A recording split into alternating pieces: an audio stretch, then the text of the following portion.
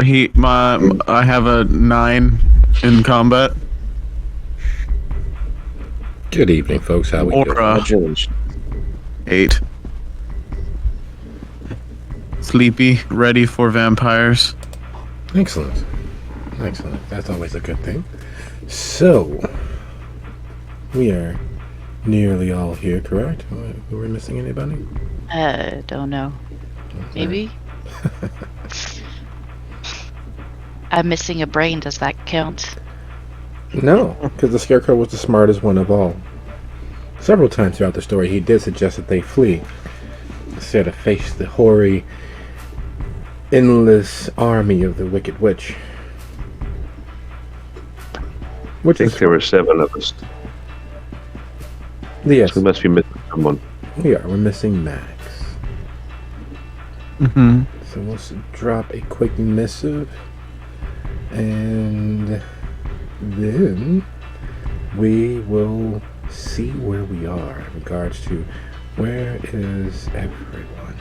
Well, do we remember where we were? Remember what was unfolding before our very eyes? Charlie was fixing to get her gun.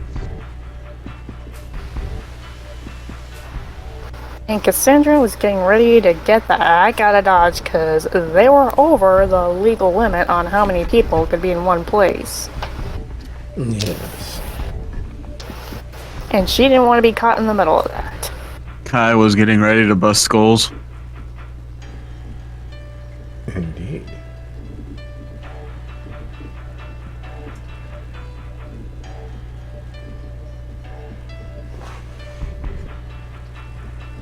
Alright.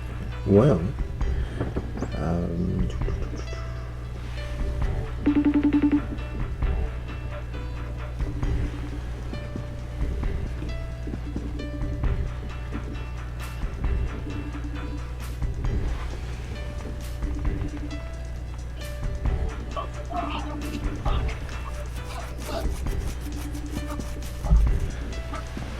alright. Well, no missives. Missives sent and no responses of yet. And we are quickly growing near the witching hour of our play. We're quickly growing to the actual hard start of our evening. So, with everyone having a grip on where their particular characters were, I'd like to offer an opportunity for any questions, suggestions, hypotheses, or corners we need to round off. Why do birds sing? Out of comfort and as a warning to each other to beware that predators, even though you can't see them, are closer than you think. Thought the real reason was it was all a booty call. In a lot Isn't of that species, literally it what- is. Isn't that literally what 90% of all sounds in nature we hear are? That is definitely More one or way of less. looking at it. Yes, yes, because the wolf only howls when it is morning or in comfort, which means got it's a relatively question. safe. Yes, fire away. Why is the alphabet in that order? Laziness. My dad says that's because the Greeks couldn't spell. It's because of the song.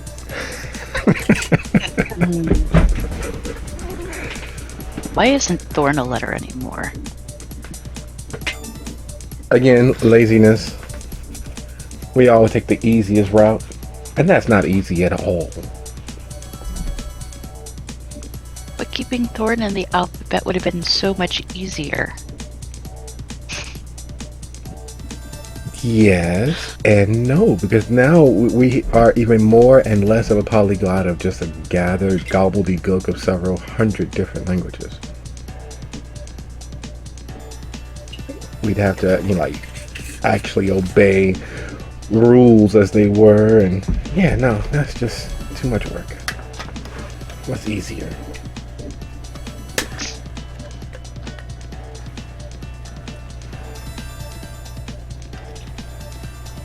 So, taking it that we don't have any questions as to where we were, the coterie, the burgeoning coterie, the group of kindred who through fate, kismet, serendipity, and just piss poor luck of Murphy doing his absolute best to enforce his law, or several laws as the case may be, chaos was afoot. There was a slaughter happening. There was a reckoning come due. Several individuals decided to fuck around. And this was a point where they decided to find out where the exponential fucking around had reached its most potent level. So, knowing that there is chaos afoot, knowing that this is a super magnified macrocosm as to what's happening throughout the city, knowing that this chaos, this explosion is a stand-in for the political upheavals of the prince in mourning. When the cat's away, the mice will play, and play they have, until now there must be a full-out reckoning. There has been a marshalling of forces and influences throughout the city. Several notable security measures removed from their usual places to help cordon the area off, to keep the mortals from ever knowing just how close they were to be feeling the wrath of undead monsters. The media kept elsewhere, the outliers and outsiders unaware as to how bad this will be, or plan to be. While in most cities, and Milwaukee's not that far different, rousing the prince's anger and forcing them to actually do something martial is usually one of the many signs of the apocalypse. It is a full out and out end of all things. You could usually see that in the number of buildings being boarded up or surprised, destroyed, or as it was in Chicago, an entire airport landing strip completely uprooted overnight, ruins that nothing else can land there. Several high-ranking members of financial institutions being brought up on charges, daytime raids, and fires aplenty. And while all that's fine and good elsewhere, in Milwaukee things are a little more hands-on. They're a little more blue-collar. The protectors of the city are also the enforcers of the prince's will. And that's where we are. The match has been struck. The powder keg, several inches from complete explosion. And with that in mind, I'd like to thank you all for being here, because this is an investment of time, energies, and efforts. And most importantly, I can't drive this home enough, my thanks. This is my weekend. This is my getaway from the real world. This is our opportunity to safely explore the darker places that these characters inhabit. The world that is only, strangely enough, slightly darker mirror of our own. A way we can dive into the heft and the weight that is that darkness in a safe, manageable way. We get a chance to play in this muck and mire and walk away clean. So, needless to say, my many, many thanks, my eternal thanks, for giving me the opportunity to explore these characters' lives. And without much further ado, now that we have officially, comfortably eased past our hard start, welcome to The Brew, Episode 2, Tod den Tyrannen, which is German for Death to Tyrants. When we last left our coterie, they were witnesses to and being embroiled in the chaos of what happens when you step outside of the lines, step outside of the accepted ethical and moral standard of an immoral society. Violence of all sorts is to be expected, but a violence of this nature and of this impact, of this import, is usually unheard of. You only hear the whispers of it afterwards. You only hear the tales of those who knew a friend, who knew a friend, who knew a guy, who knew a girl, who happened to see the after effects. Being this close to this level of wanton violence causes those long dead chemicals, the adrenaline, the fear, the excitement, the cocktail that has cost many their reasoning and even more their lives to flow through the undead bodies of these kindred. So we will begin anti-alphabetical with your declared intention as the heretofore invisible headquarters of the Outsider Fringe in Milwaukee explodes with the full force and focus of the establishment. The few kindred who lived in the cracks, who existed at the edges, who had the unmitigated gall to declare something that was theirs, to take from the establishment, are being rousted. They are being driven forth. They are being slaughtered. And like everything in the face of a predator, they are running for their very unlives, for their immortal souls. All while being watched as if this is some ancient Roman Colosseum. So as the doors burst open and the kindred fly forth into the night, harried and followed, what are our declared intentions? Knowing that you are well within the acceptable loss range. You are close enough and vibrant and visible enough to be an acceptable casualty if anything goes wrong.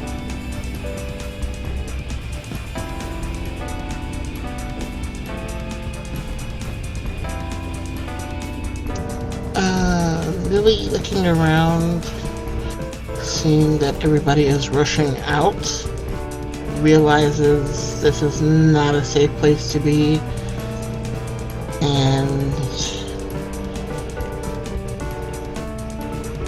would it be possible for her to get back past the bus, or is the bus completely blocking the way out? The bus is at the mouth of the driveway. If you have every intention of, going through it, going over it, going under it, doing whatever it takes to get past it, driving out is not a problem. You may suffer some superficial damage to your vehicle or catch a stray shot or a glance here or there, but you could easily escape by just taking off and running with the mass of kindred who are fleeing into the night. Or at least that's what it appears to be.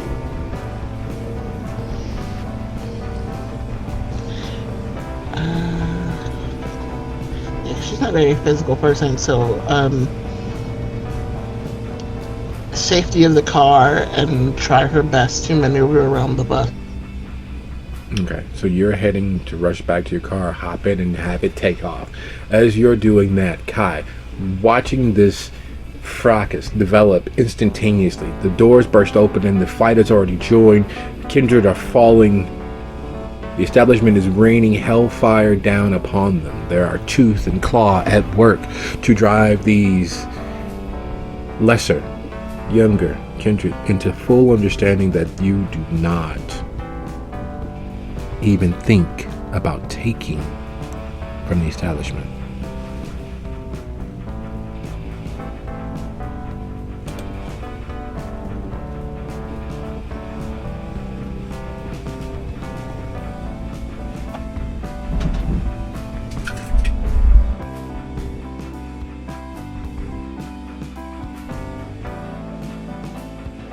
I mean,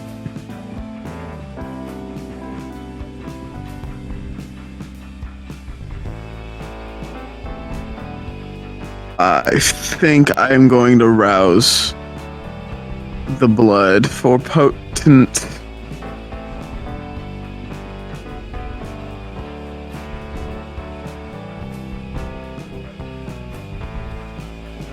I remember that is plan. 1 second.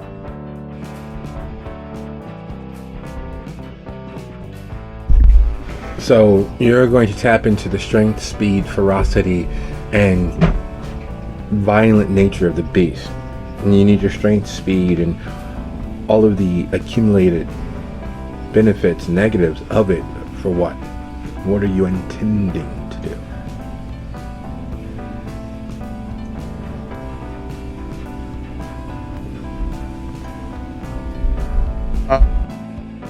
Actually, not just yet.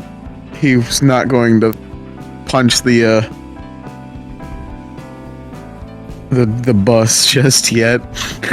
He'll wait.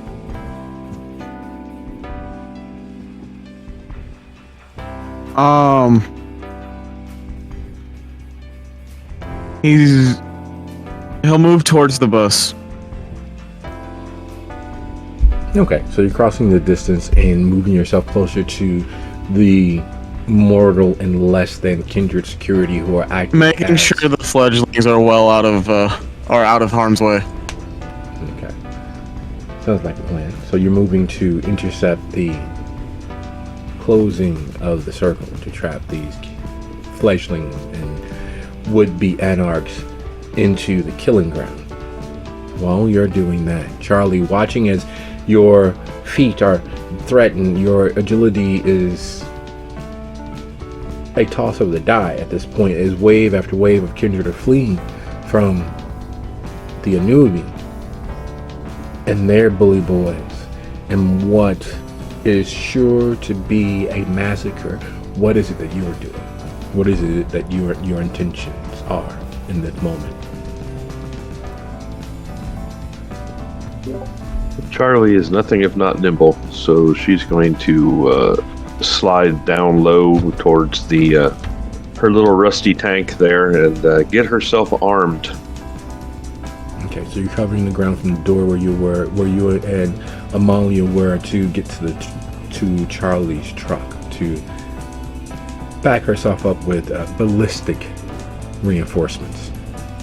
And as that's happening, Cassandra, sitting in your car watching wave after wave of kindred run past, try to slide over the hood of it to otherwise escape the sheer unbridled fury of the Tower of Milwaukee, the Anubi, the warrior generals and leaders of the kindred Inquisition in the city.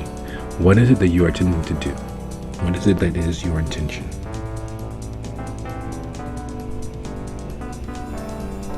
Well, as mentioned before, Cassandra is also trying to leave. Okay, so she's going to floor it through the crowd, or she's going to try to gently and softly and demurely work with the crowd as they are rushing away from the slaughter, or she's just going to try to floor it and get the hell out of Dodge. Right now, she's in such a panic that she's just trying to get out of Dodge. All right, sounds like a plan. So, using the better part of And valor. if anyone gets caught in the middle, that's their tough luck. Sounds like a plan. So, using the better part of valor, she's going to use her vehicle as a way to open a exit and beat feet. While that is happening, Amalia, seeing this wave of kindred pour up and out of a place where there shouldn't have been that many to begin with. Most people didn't know what was actually down there. Most people still don't know exactly what's down there. The shelter hasn't really been used as a place of urban legend and myth. It's well, clearly not, but what the hell? There's an army of young, relatively mindless kindred fleeing like rats from a sinking ship. What is it that Amalia would like to do? Oh, well, I think Amalia is going to just kind of stay still and watch for the moment, because this is both fascinating and she is easily distracted by people moving all over the place. Oh, there's a person. There's a person. Okay. There is a portion of the human mind that freezes up in moments of stress, but it's not stress that holds her feet still. It is, oh my, oh wow, oh really, that's a lot of. And as she's trying to take mental stock and trying to not be as pulled into the sheer kaleidoscopic image of so many kindred fleeing from a place that not many or any should have known of, Aaron, There are several aphorisms and metaphors used to describe what's happening around you. This is a catastrophe. This is everyone fleeing from a burning theater. This is the ship going down. This is literally rats seeking every egress out of their warrens when beset by predators, terriers, and the like. What is it that Aaron intends to do watching all of this happen around him?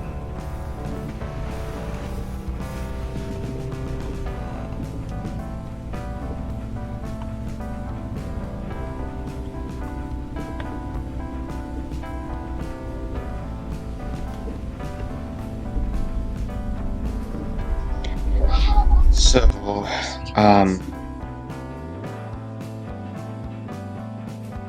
I think Aaron's plan is going to be very similar to Kai's in that he wants to try and basically try and keep these traitors from escaping. And the way he's going to do that is to order Ray to help close the killing circle on one end, and anyone that slips by, he's going to try and stop with some combination of presence and dominate, if they actually manage to get that far.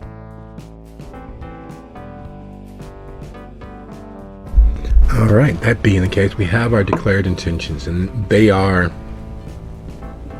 intentions. Let's see where fate leaves us in regards to that. So starting in the same order, Millie, would you be so kind as to roll your resolve plus drive DC 3, because there is a very good chance that your car will not survive the impact, but the whole point is to create a hole that if your car doesn't survive, you're able to make it past and out of what literally is the killing grounds. This is an example being made. The stories that will be told, you have various high-ranking members of Kindred Society watching from afar to bear witness to the Anubi slaughtering those members of the society, of the community that would dare try to overturn the apple cart. While that is happening, Kai, moving to intercept, which means you're trying to withstand the ebb and flow of all of the kindred fighting and fleeing as fast and quickly as their undead strength and speed will carry them. Would you be so kind as to go ahead and roll your composure in athletics? Because it is a fight. You're literally standing in the stream that is moving one way, and you're moving with it, but you're trying to maintain your equilibrium. You're trying to avoid being swept along, or worse, being swept under the undertow. Charlie, a similar situation for you, where it is literally you withstanding the rush and pull and flurry of the flow of kindred around you. However, in your case, would you be so kind as to go ahead and roll your stamina plus firearms, because it is getting to the firearm and not responding as God intended. Having it in hand, having a way to punch with ballistics is a tantalizing idea, but knowing which targets to hit and which ones not to is a little more difficult in this pell-mell, in this scrum of bodies and kindred fleeing with all their might, chasing down their prey and trying to avoid being prey themselves. There's an excitement in the air, and a demand calls for blood. Cassandra, much the same as Millie, the drive out of here to get free of this mess. So it is a resolve plus drive, because you will literally be rolling over and potentially crashing through other kindred, as well as Millie, who's a half a second ahead of you. And Amalia, the wave is strong, the faces are many, and there's a pull and a gravitational effect of all of these kindred fleeing and fighting and, well, making a mess of things. Would you be so kind as to go ahead and roll your resolve plus athletics to avoid being swept along, carried out, or worse yet, falling prey to someone else's claw or teeth or, hell, boot as they run through, over, and around you. Difficulty 3 for me as well. Yes. Alright. And Aaron, would you be so kind as to go ahead and roll your whichever is higher, charisma or manipulation, plus either your presence or dominate, but you get a +2 because, well, you're a loyal manservant and is quite effective at his job, and his job is doing whatever it takes to protect you. So while he is helping to close the killing circle, to make sure that there's enough kindred vitae on the ground that people will write poems and stories about, you're dealing with the mindless, you're dealing with the fearful, you're dealing with those who have given themselves over to the fear and excitement of being prey and trying to avoid being prey, their own beast fighting for control and survival, because at heart the beast is in fact a coward. It only is concerned with itself, and it will chew through itself and anything in its way to escape and survive. And that's what's happening around you all.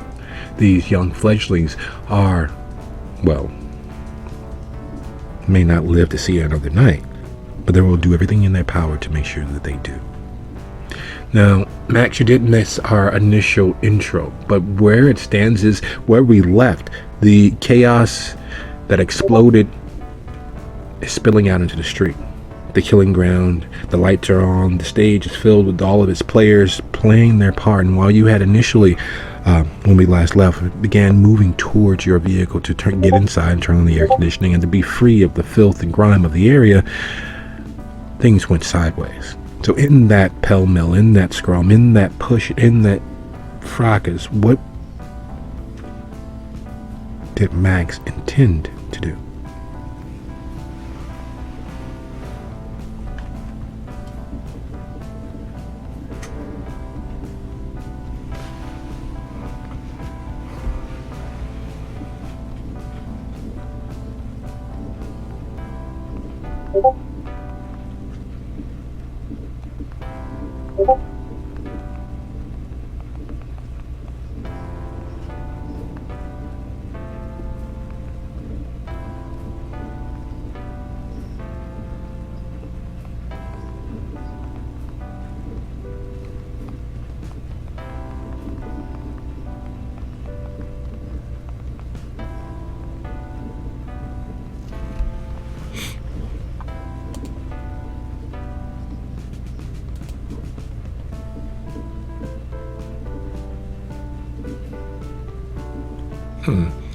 Alright, so we're experiencing a few technical difficulties with Max. Give me one quick second here.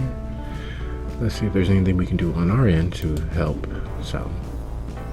I don't believe there is.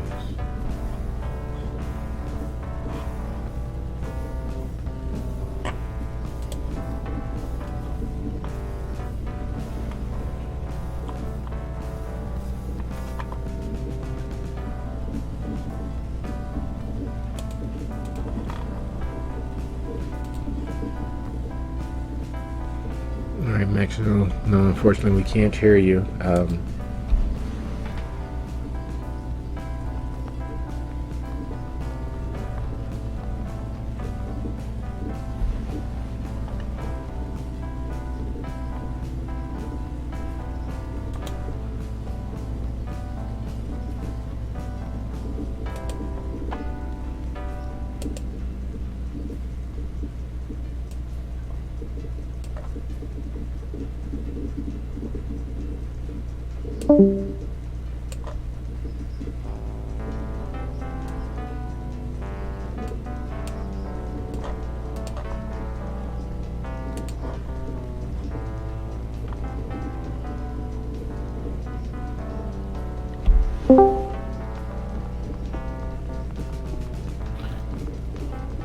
Hello, can anyone hear me? Yep, there you go. Yep. I apologize for my tardiness. I'm sorry. They just kind of got away from me.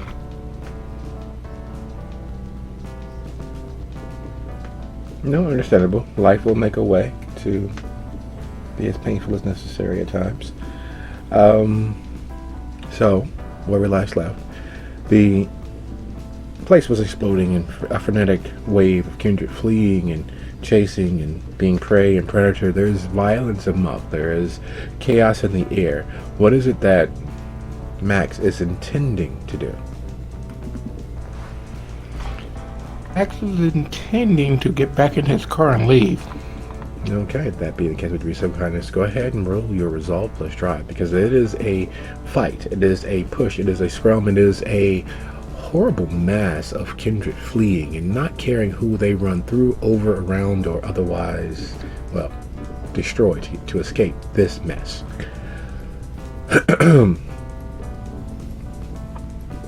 Alright, give me one moment. I will go ahead and roll that.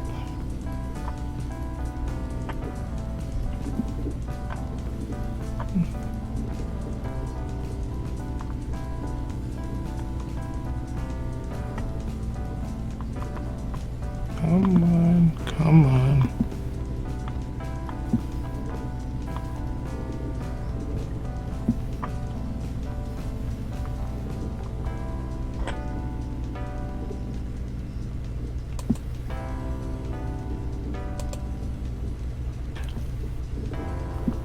You said it was, what was the stats that I'm to roll? Resolve plus drive.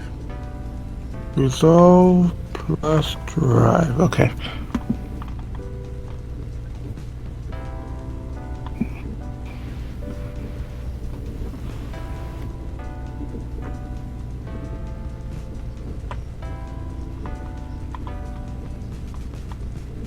Hunger? Where you last were, nothing changed.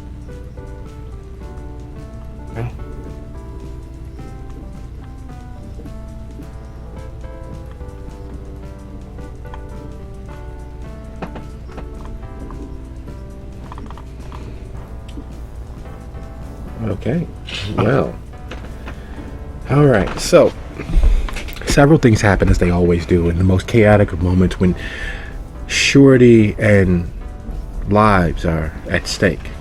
You literally can't believe your eyes. You literally can't believe how many kindred dared to violate the prince's edict. You all thought you were in a bad condition with you all being together. You were clearly a mob. You're clearly over 5. However, the fact that there were so many kindred inside that place is a smack in the face of every understanding of what the prince meant by mobs will be treated as mobs. It was a declaration of war on a level that has not happened in Milwaukee in decades. And these young fledglings, clearly looking to make a name for themselves, were willing to dare escaping notice. They were willing to risk it all. And yet, as Millie makes it to her car, barely surviving the initial assault and rampant running and screaming and howling and snarling and Vitae splashing and flying here and there and bodies falling underfoot, she trips and stumbles, falling forward into her vehicle just as Cassandra's car crashes into her after sliding over several kindred falling under tire. You miss clipping one of the Anubi. You believe that it was Thomas, but it may have been one of the others, because after all kindred at the end of the day look similar enough with their beast on display. Some monstrous active participant of exercising the prince's anger at being disrespected as such. As you two pile into one another, forming another barricade to keep the fledgling from fleeing the killing ground. Kai is swept along with the wave of kindred after kindred fleeing and running for their lives. The swipe that was intended for him just missing him, leaving another kindred laying, missing their immortality at his feet as he like all of the other fledglings, run smack dab full force into the waiting arms of the cordon, the bus, the security officers there, the police dressed in riot gear, and the kindred spread amongst them, all determined to stop all of these rioters from leaving this area with any semblance of life to them. You can imagine the number of favors called in, the amount of vitae and discipline is going to be used to make sure that no one remembers exactly what happened here. While not far enough away to be outside of the range of the attack, Amalia swept along with the kindred who were fleeing for their lives, some daring to stand their ground and fight, others merely pushed by the ebb and flow of all the kindred screaming and running for their immortality. Slams against the bus. Kindred after kindred being shot, maced, clubbed, slashed with axes, beat with spiked bats, with railroad ties driven through them, others merely being cudgeled by concrete blocks attached to posts of some sort, wrought iron, adding a very, very graphic splatter and smack and break as bones and dead flesh are ground into nothingness under each blow. While not far, but far enough to be outside of the initial spray and smattering and splattering, Charlie racks a shell, fighting the urge to let fly. So far, crouched as they are next to the behemoth that is their truck, they have managed to escape most, if not all, of everyone's attention. There's too many targets of opportunity, too many young children, young fledglings, young children to lay low. And if that was not bad enough, Max is swept towards Aaron and his loyal manservant as they make a mockery of the idea that kindred are stronger, faster, more vicious. Aaron's manservant looking like a spinning top of death. Anything and everything that gets close enough to even sully Aaron's shoe is laid low with a stab or a slash, his blade moving from its sheath out into the air and back before anyone catches sight of it. He is an anime brought to life. His strength is, well, clearly undeniable, as one corpse falls at his feet, then another falls at his feet. The fact that they don't ash or age lets you know that they are still undead, though pain to the point of falling or collapsing under the weight of their own undead flesh. And so, we have Millie, Cassandra, tangled in metal, trying to escape the ebb and flow, pinned against the bus. We have Kai at the head of these wave of kindred, crashing against the wall that is this particular area of the court, close enough to touch but far enough to avoid it. We have Amalia swept along and smashed against this wall as well. Aaron, the farthest away, the closer to the building, closing up one path of escape, standing a slight smirk as business is good so long as your business is in fact death. His man is literally one of the four horsemen. And Charlie, crouch, watching the chaos, gun in hand, ready to act. What are we doing? The night is not long, and it won't be too much longer before these fledglings fall. And then there must be a judgment, or you might become a target of opportunity in this mess, in this mass.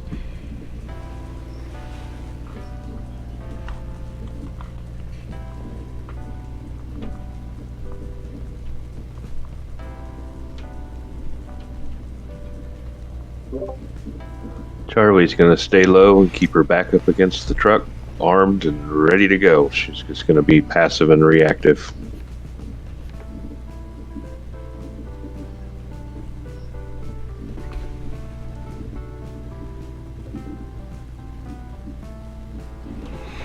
Charlie, would you still gonna just go ahead and roll your wits plus either streetwise or subterfuge?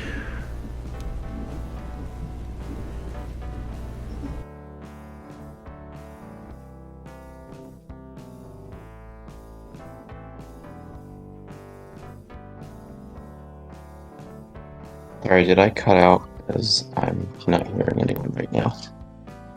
No, you didn't cut out. Charlie was the only one who declared their intentions, so we're waiting on everyone else. Because Charlie, crouched though as they are, able to just about see the entirety of the battlefield, just about able to see every angle as the fledglings are slowly gathering their wits and realizing that being pushed forward, trying to seek immediate escape, is only leading them further into, well, the chainsaw that is wrapping around them like a noose. So a few of them are, locking arms or forming back to back to try to create an opening to escape. They realize that heading towards the Asian gentleman with the seemingly invisible blade is a bad idea. However, the Anubi are just as bad of an idea, and instead they are looking towards the ghouls and hired hands of the police as a way to break free, to mount an affirmative defense by going on the offense. Several of them catch the idea roughly around the same time, and they realize that together they are stronger than independently and are focusing their attentions to create an opening to, well, push come to shove, kill a few of these rat bastards and drag them to hell with them.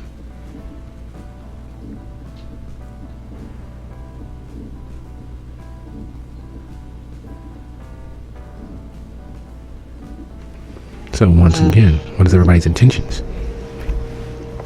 Millie is going to do her best to try to extricate herself from this tangle of metal, and seeing that the police have somewhat showed up, she's going to look for a specific face in the crowd and see if that person is there. If not, she's going to try to distance herself from the crowd. Okay, and Cassandra is also trapped, I presume? Your presumptions are correct.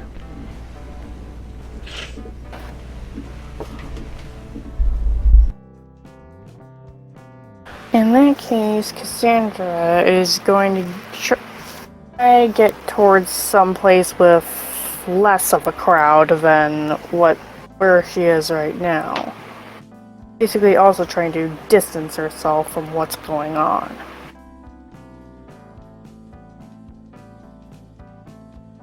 She wants no part of this. Okay. Are you scoping the area or just trying to look for any opening? Because if you're just running for any opening, that would be a matter of your wits and athletics. If you're scoping for an opening, you're going to take a small pause, do a quick wits and awareness, and gather what insight you can for what's the most tactically advantageous for you. Okay. Both of my pools are the same size, but I'm kind of trusting wits plus awareness a little more right now. Alright, sounds like a plan. Make it happen.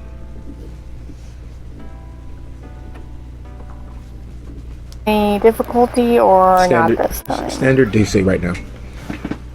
Alrighty. See, got to add the at. Yes.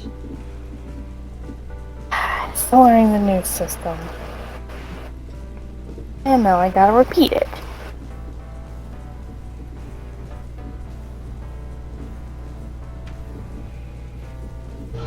Is mine the same roll, or Yep. do I have a different one? Yep, yours is the row.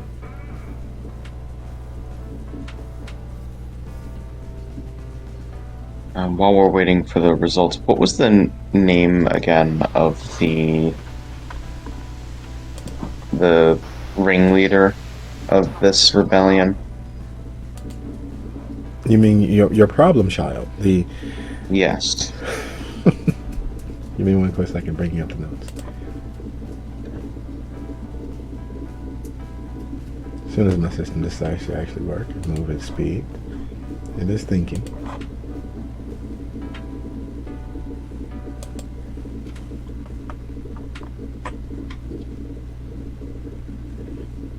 Amalia, Max, Kai, what are you all doing while this is happening, by the way? Did I ever make it to my car?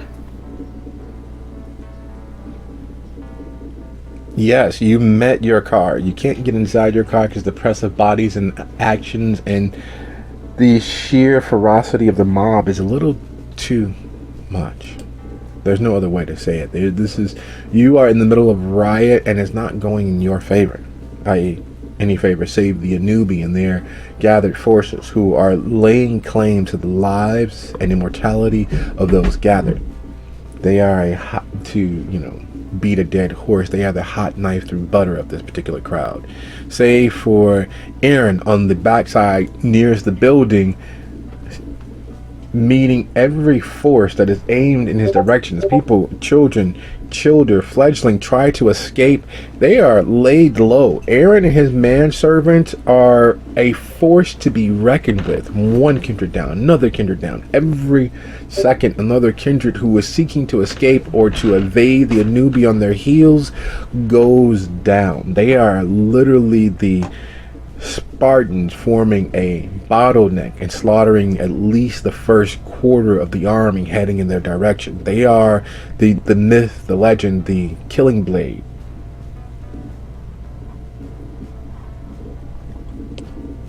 All right. This is clearly a violation of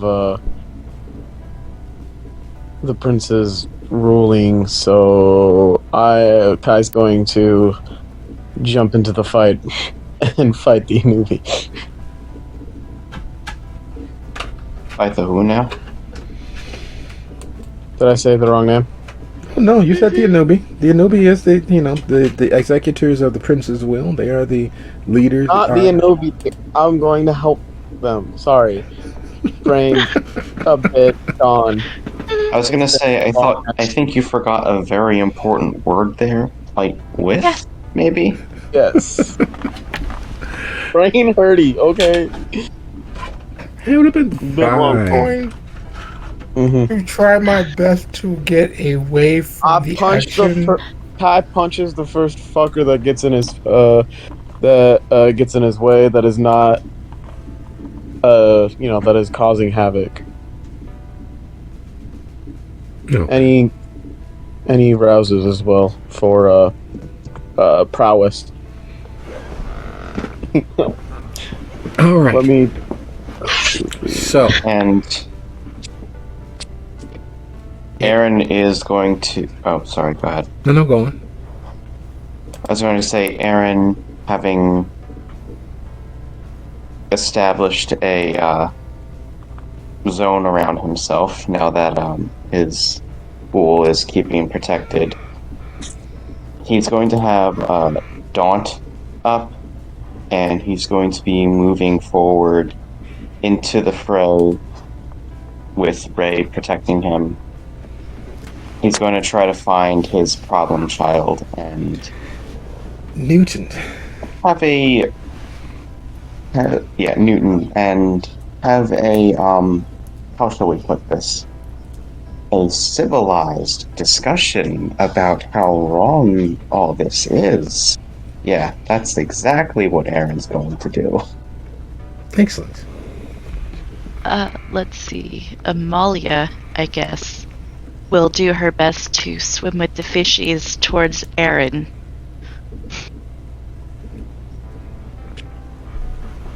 Ace, that's a sound idea. Getting near the person that seems to be the most protected, which is odd considering that the Anubi are boots on the ground. Their bully boys, their enforcers are there with them, and while they are engines of destruction, they're not safe. Again, the fleeing fledglings realize that together they can make a difference, they can find a way to escape, and their beast and the small little bit of consciousness they have are beginning to form little small packs, 3 and 4 and 2, and linking up together to form the tip of the spear to break through this particular shield gathering around them. They have not given up that most deadly of ideas, and that's hope that they will survive this. There's that crushing weight driving them forward to keep trying to escape, to keep attempting to bust free. And they realize that together they have a shot at it. Maybe not a greater one, but again, if you're being chased by a bear, you don't really got to be faster than the bear, just faster than your nearest friend.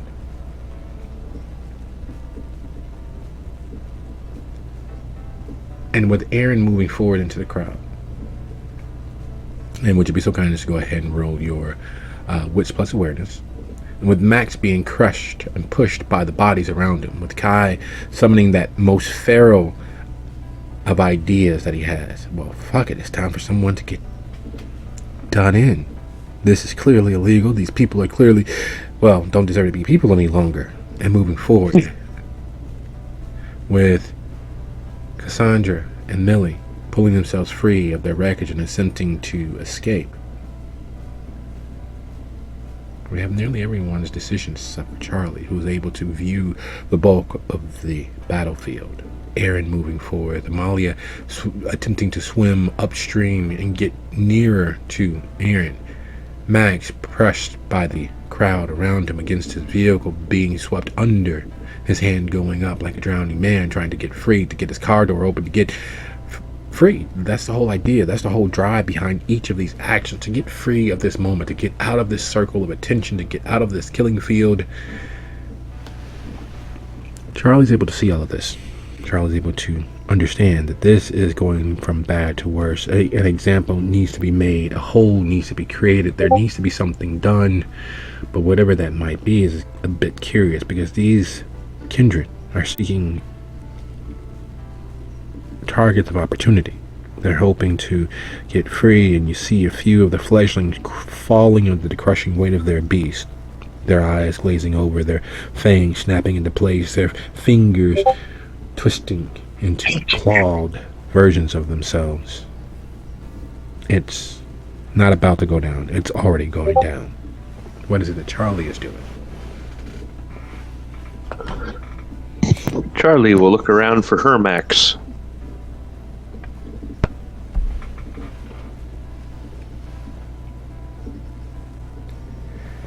And yes, Molly, I did say wits and awareness.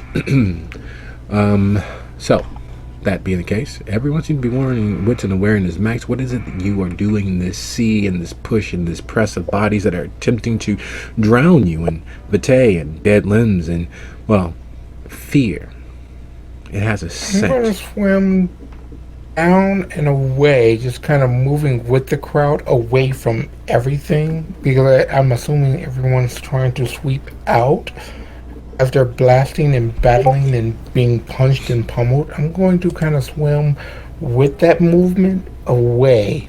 Hopefully get far enough. I'm just going to have to leave the car, unfortunately. Alright, sounds like a plan. Would you be so kind as to go ahead and roll your dexterity and athletics? And while that roll is happening, let's go back to the rolls that already happened.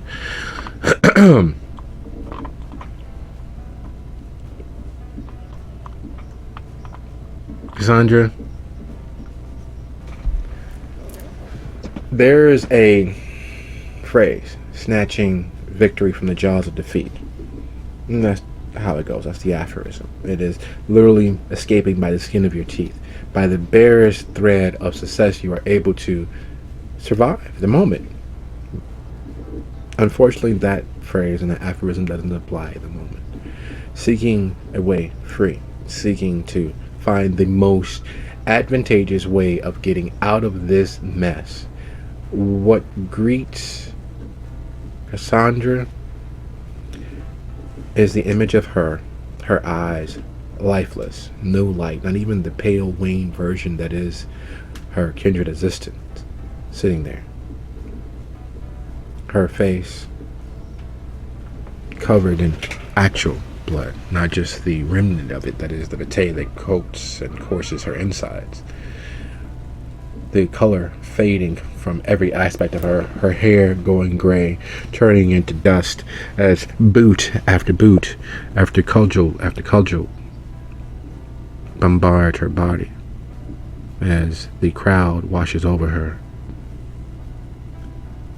Her image of herself being trampled to death is such a startling image out of nowhere that it is impossible to shake. It is impossible to not feel those boots and that fall of that concrete as it crashes against her chest, turning it into paste. It is impossible to not recoil from that image. It is impossible in this heightened moment of tension and stress and chaos to not be swept along with the vision of how she ceases to be again.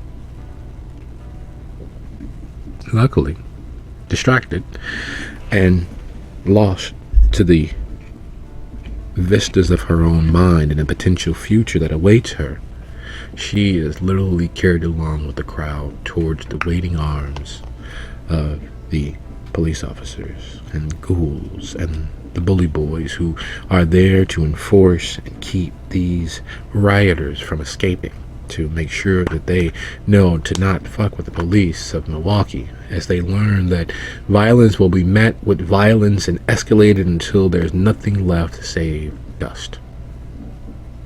So as the wave moves her, she doesn't fight it. She's carried along, swept up. And strangely enough, relatively safely, because their whole goal is to escape. Their whole goal is to flee the situation. So even as they are crashing against that wall, kindred after kindred, blow after blow, she's literally just there in the crowd, bobbing like a buoy. While the same can't be said for Millie. Watching Cassandra disappear, because she was literally there behind you on your left side as you were trying to scan the crowd and hoping you wouldn't see the face that you do, as the face of your daughter brings her baton down on the head of a kindred. And instead of the kindred going down, something switches. A switch is thrown and they snarl and leap forward, their fingers catching into her riot gear, the shell that keeps her from being stabbed and potentially shot, their fingers locking into it, holding clear as they lunge forward. Millie's undead heart skips a beat. You know what Kendra can do. You know what undead flesh, motivated, can do to the living. You know what the outcome of several of those blows might be. You know worse. It is impossible in that moment to not see those fangs, not see that glazed over red haze in the eye that signifies a loss of control.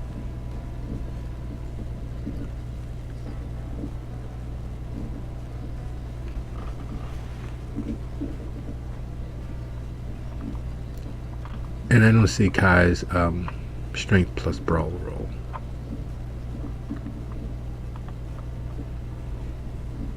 As he picks a target of opportunity.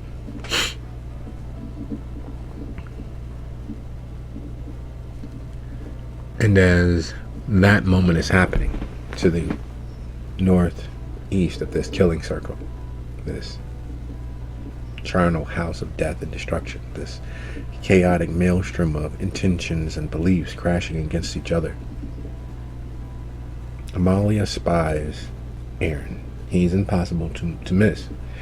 Raiden is literally embodying his namesake, the god of thunder and war, the god of storms, one of the gods of storms, and his blade flashing like lightning, bodies falling like thunder, as Aaron strides forth like the Tropius ideal of what a kindred might do. How monstrous they are, how calm they are in chaos and violence. His suit still immaculate. Raiden bouncing around him, forming a circle of protection, a walking force field. As every kindred that draws near is either slashed or loses a limb or is otherwise driven into a state of flight or falling.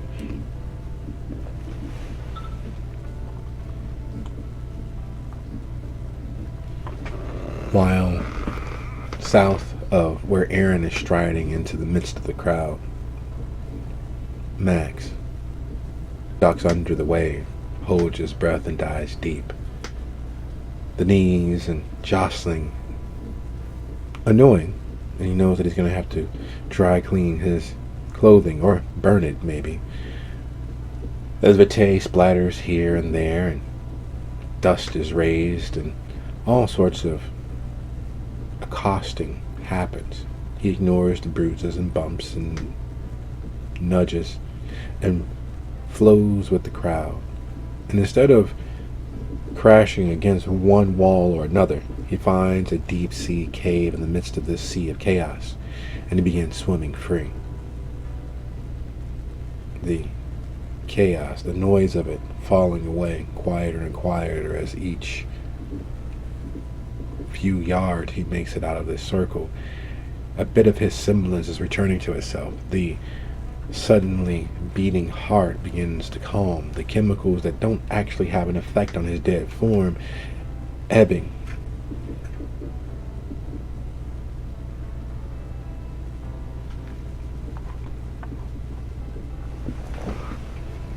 I take it the crowd is starting to thin from where I'm at, from my perspective, correct? Yes. Okay.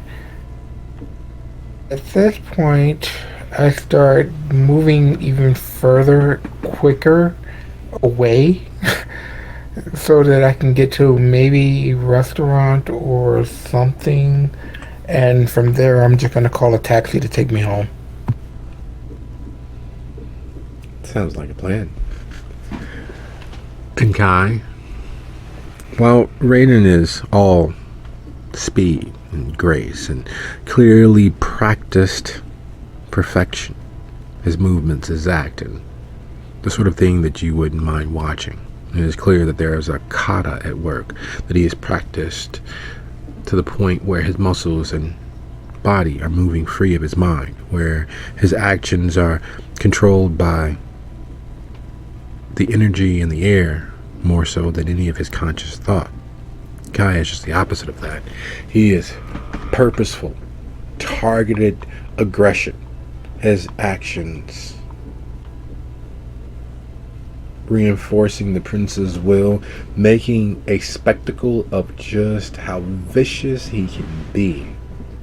His snarling visage, his fist covered in the vitae of fallen children, and a second area opens around him as they begin trying to avoid and dodge not just the Anubi and the police and the ghouls, but him as well, and the whirling dervish of death moving through them like a scythe through a field of wheat. They are torn between 4 different vantage points of death, and that canary in a coal mine, that hope beating in their chest, begins to fade. It's chirping, falling quieter and quieter. As each second ticks by, more and more of their illegal number falls to the ground. More and more of their illegal number turns to dust or ages beneath their feet. And torn between the 4 points of clear ending death, some of them have a switch thrown in their head as their beast takes full control, and with every intentions of dragging some of you all into hell with them.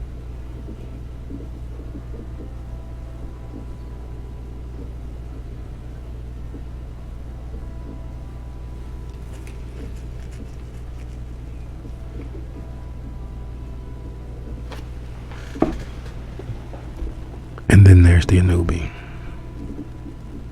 Practiced hands at killing things, practiced hands at ending things, and you see them taking stock of the falling fledglings and those who aren't falling.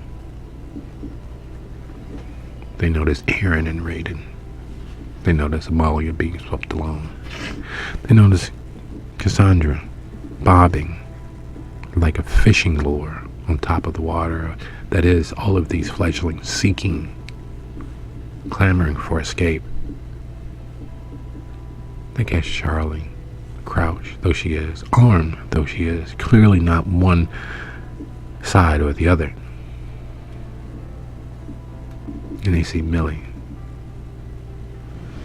the almost complete, total opposite of what Kai is, of what Aaron is, of what Amalia and Cassandra are. Not bobbing along, not swept along, not caught up in this moment. There is a look of frozen fright as she becomes a pillar of matronly and motherly concern, as whatever it is that's going on in her head, it's palpable enough to taste.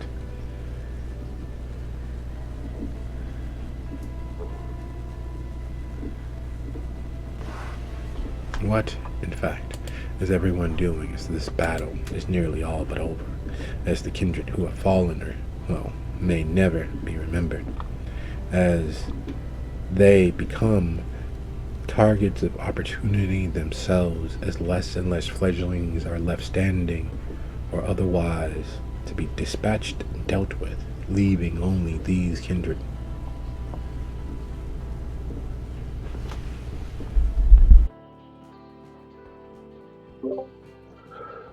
Do I see my Max anywhere? Strangely enough, yes. And he, despite what he actually is there for, seems to be allowing a kindred to slink by him. He is punching and kicking and seeming to make a mess of things, but he's not putting anyone into the ground. He is not ending any immortality. He is fighting, or at least putting on the image of doing so. But you could swear you've seen him slaughter when the mood hit him. But this is not that. There aren't any claws or blades in his hand. There's no bat being used to drive home the point of a lesson. No, that's boxing. There's no wrestling takedown so his fangs are near their flesh. No, there's something happening there.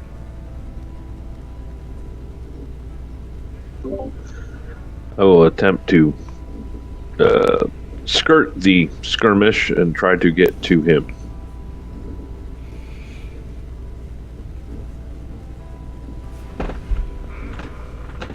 Fully ready to pop a cap at a motherfucker if they try to grab me.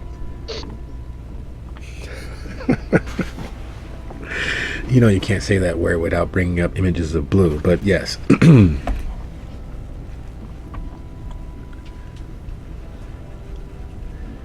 So as Charlie's cutting a path around the bulk of the chaos and the violence, moving towards Max, there is a saying that there are no coincidences, that everything adds up. There's a plan, a grand design that escapes our understanding. God moves in mysterious ways. There's another way that is often touted. And as you move towards Max, and Aaron moves towards Max, Raiden slaughtering, keeping Aaron's suit as clean as possible, ensuring that nothing gets close enough to actually harm him. There's a wave of hate and enmity wafting off Aaron, causing many to freeze in their path, which only adds to the viciousness and skill that Raiden is displaying. Pardon my lack of able to speak in that moment.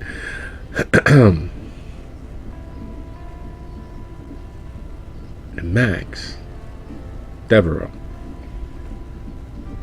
getting outside of the cordon is a feat that is believed impossible. Yet as he makes it just across the street,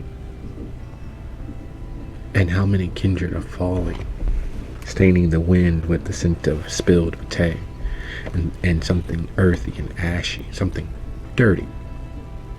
It's impossible that he was not seen by those grand stands set upon the roofs, those kindred gathered watching from a distance as he makes his way away from this battlefield.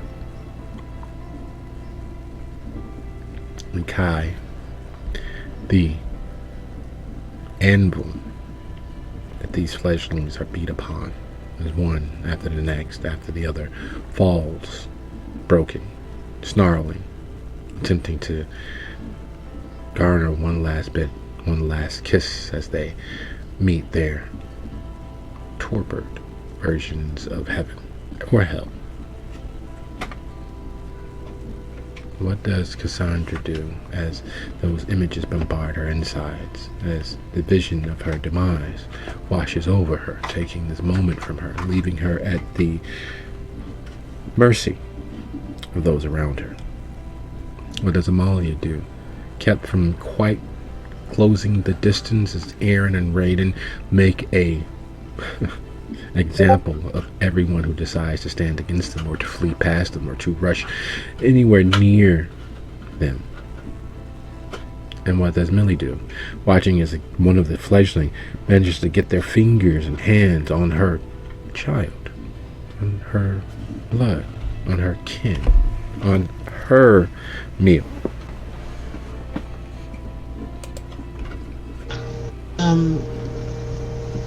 There's a lot going on in Ellie's head right now, especially since the fact if she shows this, that she cares about this specific human, it's gonna open up a whole bunch of her being able to be used against her, but at the same time, that's her fucking daughter. So she is going to do her absolute best to get to her and like distract this other kindred the best she can, like avoiding Raiden and anybody else that might do her harm on her attempt to get to her child.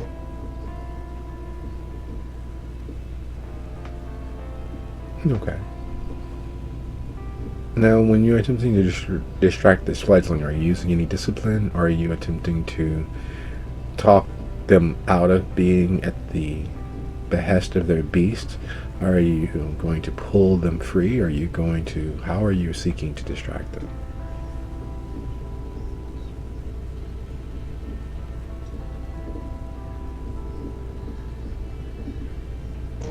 She's got mesmerized. Alright, sounds like a plan. So, as you work with the crowd, moving against that wall, as the human police, security, and ghouls are cudgeling, macing, stomping, fighting, using their shields, and doing everything they can, forming a wall to keep these fledglings from escaping. Because for them, the story that they believe is they're stopping a riot. And that's what it looks like. It looks like mindless violence exploding out of this place, out of this would-be need to be demolished building.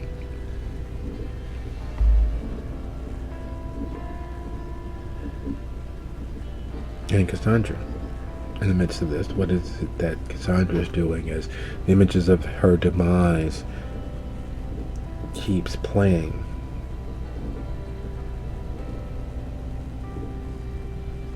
Okay, I take it she's being carried towards the bus Yes. with all those cops and law enforcement and what have you. Yes. Okay. Have the hallucinations completely taken over her mind, or is there some level of clarity there? There is some level of clarity.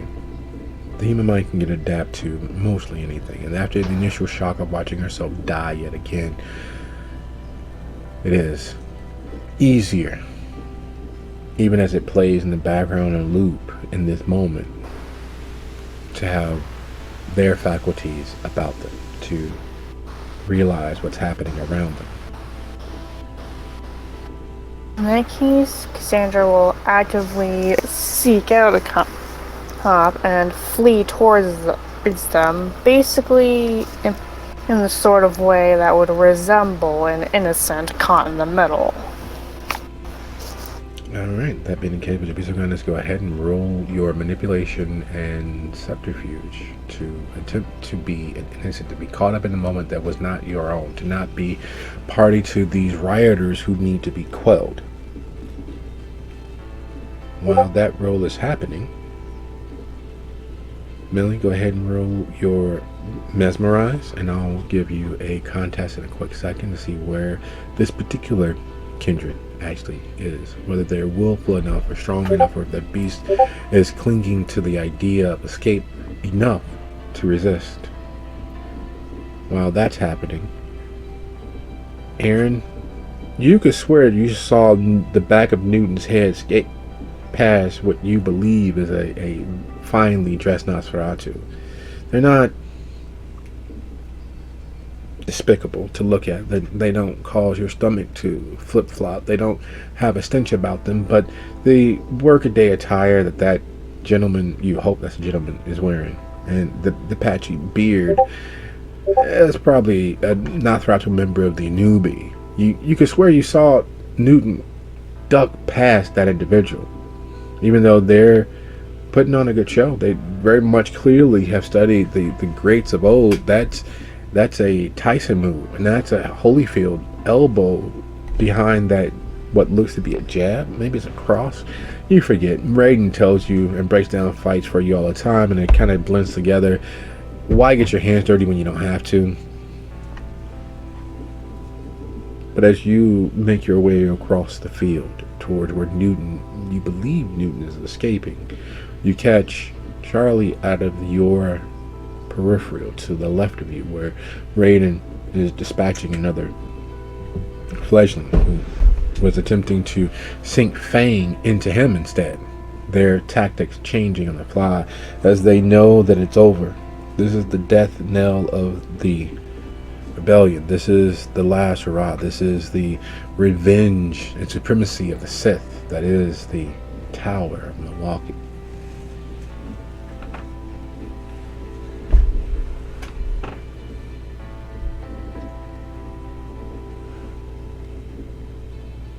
Said that Aaron saw Newton duck behind one of the Anubi.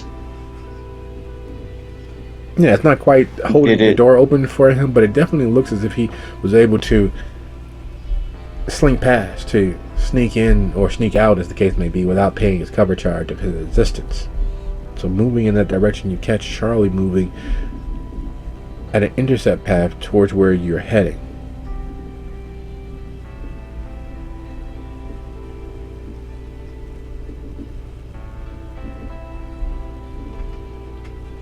I guess what I wanted to clarify, did it seem like this member of the newbie let him go?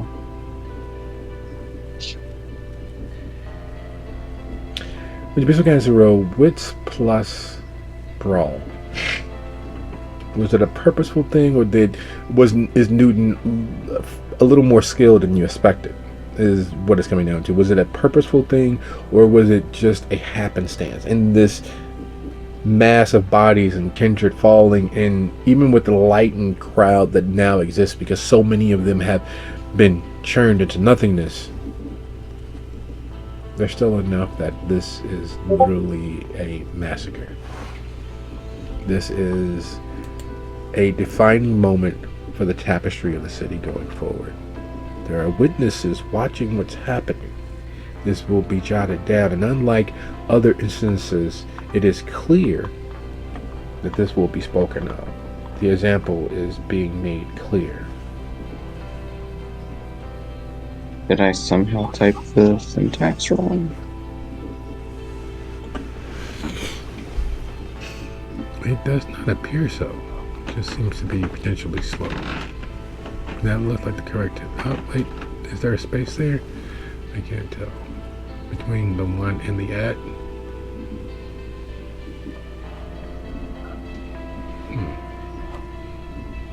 I'll just try this one.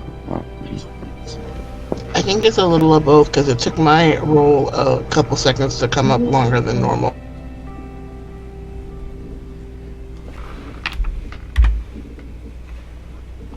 Okay, I'll just try to use the Realm of Darkness one. How does it work? / dice roll. Or you can hit / roll.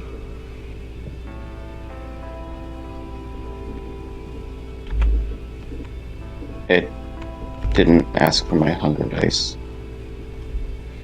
You have to tab over. Okay. Do you want me to re-roll it? No, it's fine. It is fine. Let's see where we are. Okay.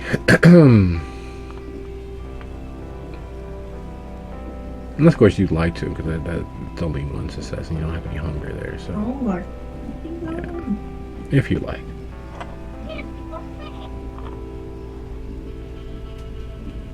We'll try it.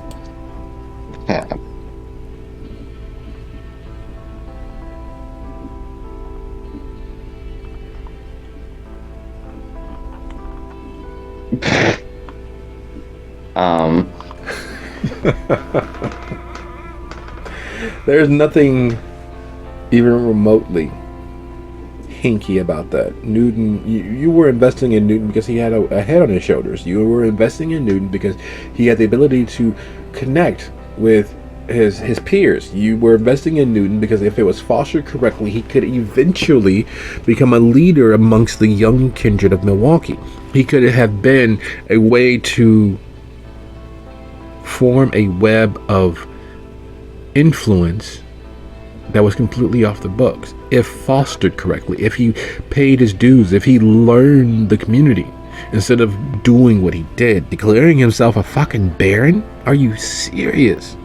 And then to make matters worse, it is clear that he didn't even keep his mouth shut and spread the word far and wide and gathered a conglomeration of young adult-minded kindred to him, those willing to dare their immortality, to bet on him instead of the established society that has been ruling the city and keeping the peace and keeping kindred safe from the Second Inquisition and keeping kindred safe from lupines and keeping out the will workers and making sure that the city continued moving with enough life's blood to keep the kindred sated, to keep the society and community safe from threats foreign and domestic, to make it possible that there is the idea that immortality isn't that far of a fetched of a fantasy. And on a whim, and the need to be seen and be heard, and all of those young, immature ideals, he was willing to overturn the apple cart. He was willing to flip the table. He was unwilling to wait.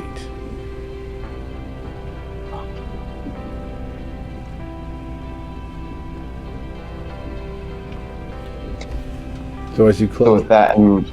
Oh, go ahead. No, go on. So that and what? With that in mind, Aaron's going to continue his plan and continue moving forward. He will make a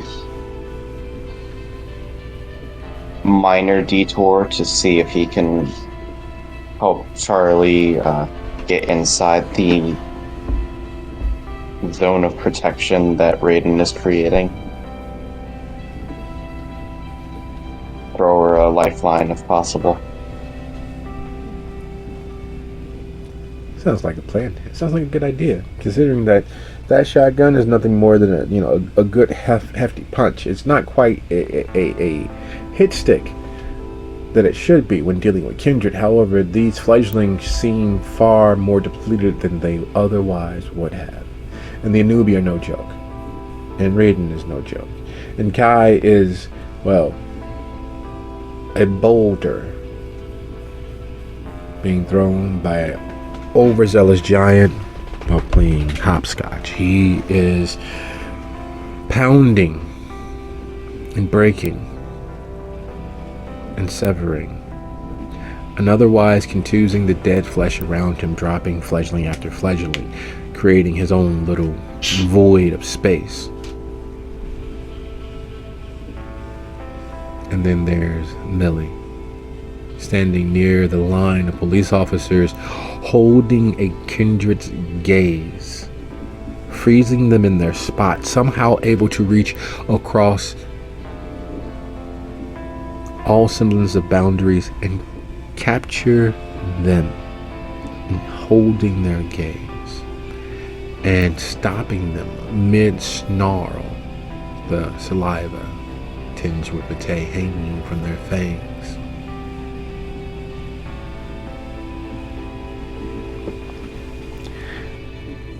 And not far from them, being swept closer and closer to the police officers, and that line that is going to churn them into nothingness, is Amalia, floating and bobbing, and not far from her is Cassandra, who, well, is Cassandra. A childer, much like these. A fledgling, much like these. But a fledgling with some semblance of good home raising. Because they didn't join in. They weren't party to this madness. They weren't one of the wild, rambunctious youth hoping to overthrow the system.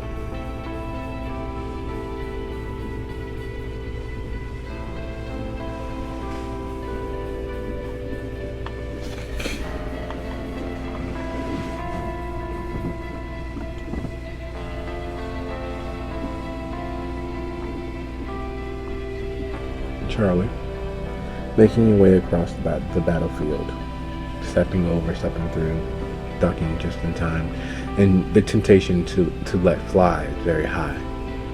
Your gun is, well, it's a gun. It gives you distance. It gives you the opportunity to end things from a relative distance, a relative safe space. And as you close on backs, there's a smirk as he drops a kindred with a haymaker that's designed to knock their head off their shoulders. And even though they are in fact dead, and even though they don't have the same, taste of copper afterwards, it is clear that they are concussed as he spins, putting his back to you as he kicks another, follows it through with an uppercut.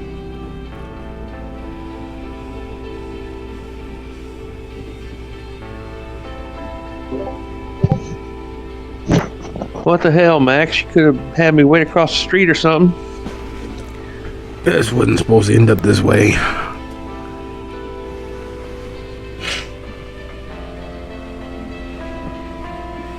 And there's another one down.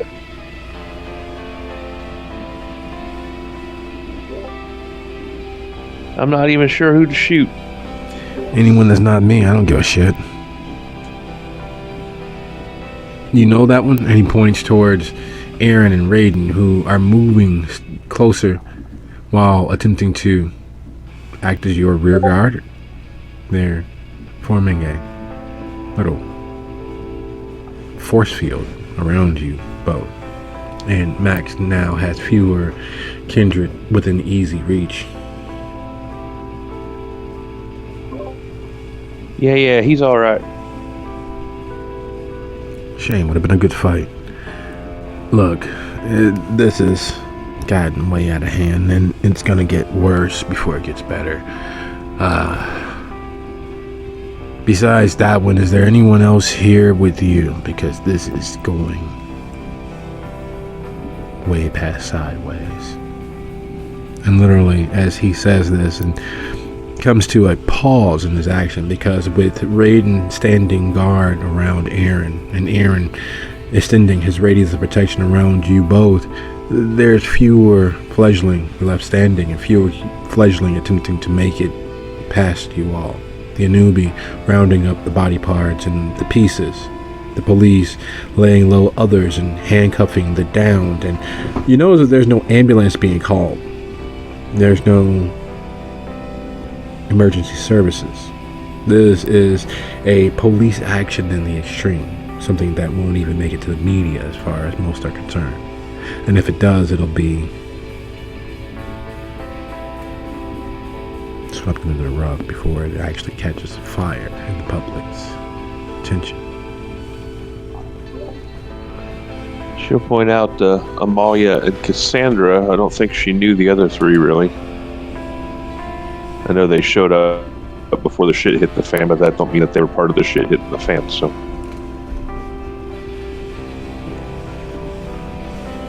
Timing's everything.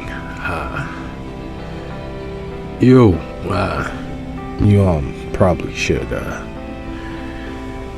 get over here out of the way, because the Viking is not going. And the moment that he says that,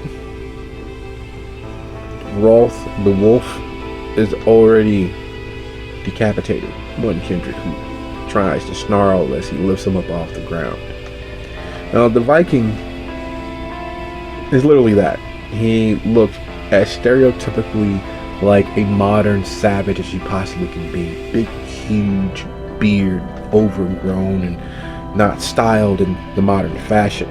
Doesn't have that tapered, manicured look. His hair is, well, while it is dyed and it had a very nice braid to it, it is loose and wild and stained with other kindred's vitae. There's a look of challenge in his eyes. He's looking for targets that would be worthy of meeting his axes. And he's carrying one in each hand. The axes are not the double-bladed axe that you imagine like He-Man carries. No, one side is an axe, the other side is a hammer. It is an instrument designed and determined to end whatever it can, and whatever it can't end, to put into such a state that it is unusable by anything else. And not far from him is the Princess Child, the tall, dark-haired kindred who could have done something graceful, could have been skillful, could have been targeted, but no, she's making a mess because she literally has a baseball bat that has been driven through with railroad spikes and has used it to lay low other kindred. And as you glance towards her, she drops another kindred by making sure that the bat meets the concrete through their skull.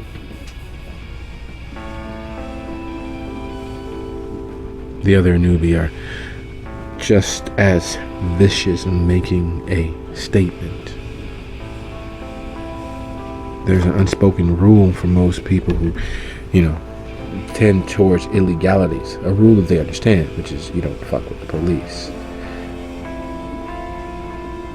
And the Anubi, in this moment, in this situation, are that police. They are the embodiment of the police state that you all have survived. And their statement piece isn't quite done, isn't quite completed.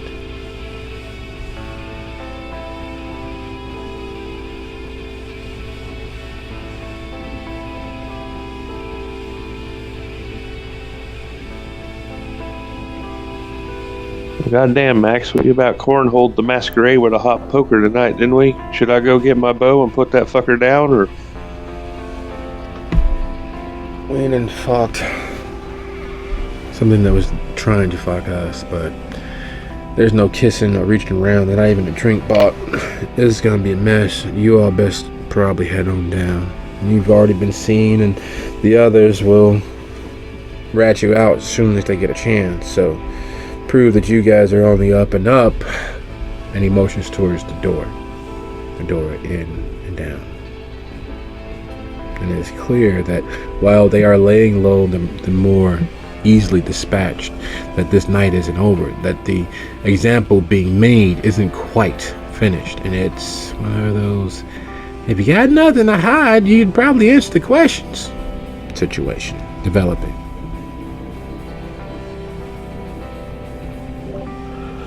Then I will motion to the ones I know that can see me and head where he indicates.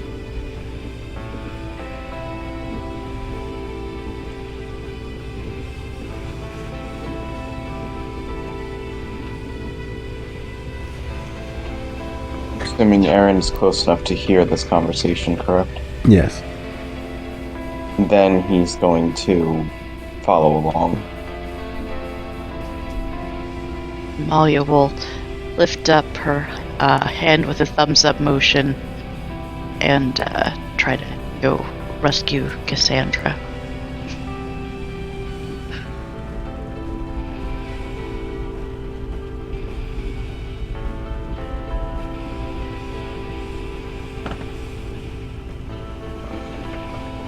Kai would follow the younglings. Well, that's not saying much. Most kindred present are young comparatively to Kai. He has seen the fires of rebellion rage across the city before. And each time, at least up until the early mid-90s, when shit went down in Chicago and when New York changed hands and when the spirit of renewal was rife within the Kindred community, there had always been Deckard, the captain of the guard, as it were. There had always been Deckard, the head of the Anubi. Not Prince Deckard at that time, but Deckard was as close to a hero as Kindred could ever be. There was a savagery to him that, even with the ferocity of it, there was a nobility behind it. There was a exist and allowed to exist if you could. Anything that threatened the whole was frowned upon. But if you were just another kindred trying to survive and you didn't threaten the whole, if you didn't threaten the city with your actions, he'd be your best and biggest advocate. But those days are gone. There is no Chief Commander Deckard anymore. There's Prince Deckard. And these last 30 or so years have been, while superficially peaceful, there was the feeling of the air being squeezed out of the room. There was the feeling that the only way for it to get worse would be if Deckard ceased it to be. Because there was no getting better. The city was sick and has been sick for a very long time. But at least Deckard was keeping it peaceful. He was keeping it safe. But all that clearly is gone. All of that is clearly over. This example being made, these kindred being felled, yeah, that's letting you know, that's telling the city, that's telling the gathered, the mourning period is over. And what comes next is the culling.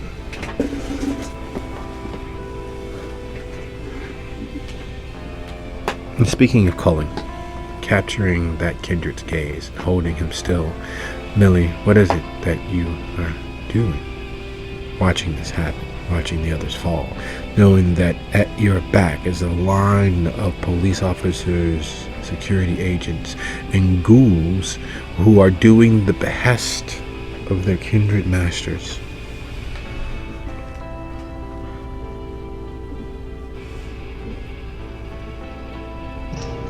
Has Delphi noticed why the kindred stopped, or is she too keyed up and doing something else right now? Oh, she's doing something else. She is stomping out a prisoner who tried to bite, or at least according to the scuttlebutt you can hear over the crowd, this motherfucker spit on me! Spit! I don't know what he has! And her and several other officers are going to town waylaying the fallen.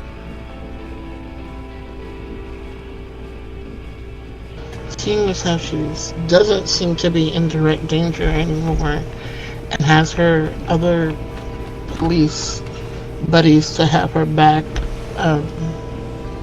it is now back to trying to get away from this whole situation. I mean, she doesn't exactly look like a rioter in her sensible shoes and button-up clothing, but no chances, especially since she took kind of a tumble and got roughed up.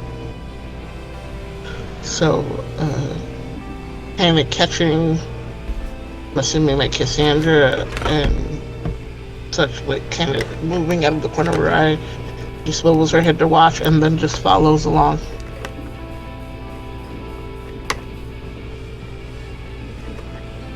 So escaping the chaos and pain is still being dished out by the police and the last stragglers as the viewing boxes of the rooftops near at hand seem to be vacating.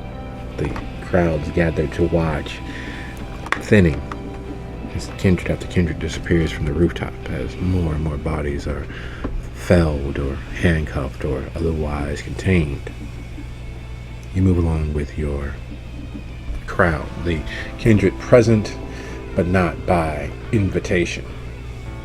As you all head inside, there's a feeling that there is a before and this is the after. And speaking of the after, there's a way that things are supposed to work. There's a way that things are supposed to happen. There's a path, there's a plan, there are rules of engagement. And this night has managed to throw those rules completely away.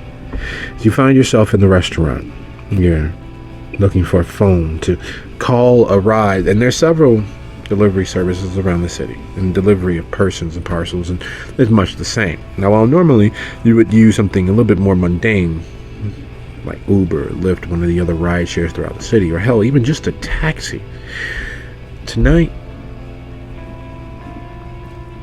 demands something or someone who at least has the wherewithal to keep their mind and mouth to themselves. You don't want to risk getting into a vehicle with a human after what you've been through, because you know there's very few things that would put you right, and one of those is that thick, succulent life juice that they have inside of them. So as you make your way to the restaurant, biting down on the inside of your cheek,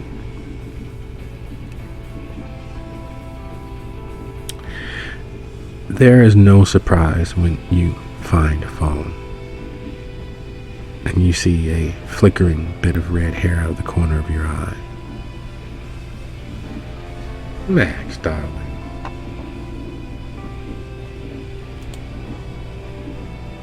She turned around.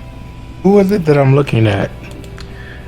Well, we could belabor it with a title if you like, but those titles don't really have the same meaning that they once did. But you are literally looking at the primogen of the Toreador in Milwaukee. She is ravishing. And ravishing in a way that hasn't been seen in very, very long time. She has classic Gaelic beauty. She has this sort of thing about her that you would expect running through the glens, dancing in the shires, singing on mountaintops, and dancing amongst druid stones. She's the sort of thing that they write myths about. And that is not disparaging, because she is a thing. There is something unearthly about her. There's a luminescence and a radiance about her that, if you are being honest, is scary to have directed at you. There's a portion of your animal brain that rears its head and says, snarl, prove that you're not prey. But you know that's the animal brain. You know that's the beast. You know that is the survivor's instincts that play against what is logically sound. And the fact that she called you darling, well, that's another matter entirely. The last person you witnessed her calling darling, well, they were banished to Chicago. Ah, Luke, darling, you remember her saying as the wild man from out east paid a visit. Ah, Luke, darling, you are looking lovely, you remember her saying, even though he was dressed tastefully, but with an eye to not catching anyone's attention. His plain dress, his light smile across his lips, his well-coiffed hair and stylish shoes, all laid bare with that darling. One thing leading to the next, she lured him, led him, danced him right out into public so that he would have to defend himself. And falling for the bait, he did. Days later, his name was already run through the mud. Days later, the illicit things he might have gotten up to were taken as fact and gospel. Days later, Aluk nothing more than a memory in polite society. His only crime, his only transgression, was in the attempt to make her look bad. And not even purposefully. He merely made a statement and disparaged one of those that she was a patron to. He merely made an example of that particular artist, driving home the fact that just because one is insane and possessed doesn't mean that they are a good artist. And she took that personally. And here she is. Max, darling.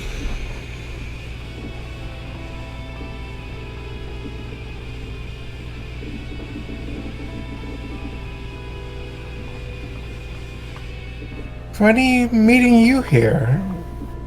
Who are you? I haven't seen you in forever. No, I suppose you haven't. You did not respond to the invitation. Your RSVP was... What are we having today, huh? Yes, there is quite a storm brewing. And those of us of good standing, sadly, will have to suffer through less than polite environs, as we must, of course, sacrifice what we must to maintain the domestic tranquility which allows our artists to further their trade and standing.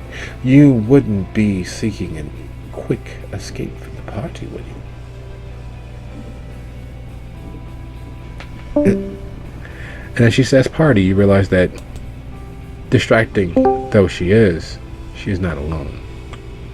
Distracting though she is not the center of the world. And as your gaze glimpses the man 6 feet behind her and to her left, you realize that he's quite large. And his partner, while not as large, is staring at you in the way that makes you understand intimately what the canary feels when the cat sits outside of its cage.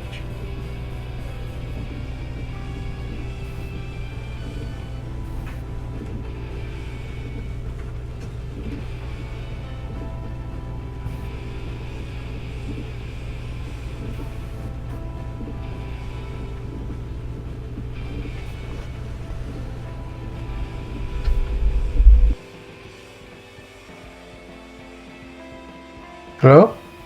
My headphones just died. Yes, there you go. Yes, hi. Can you hear us? In the world?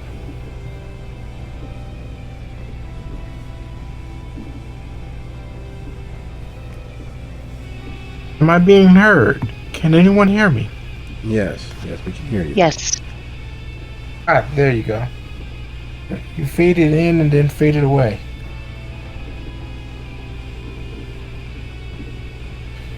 I missed everything from the time that she turned around and said, darling. Everything else faded away. I did not hear anything.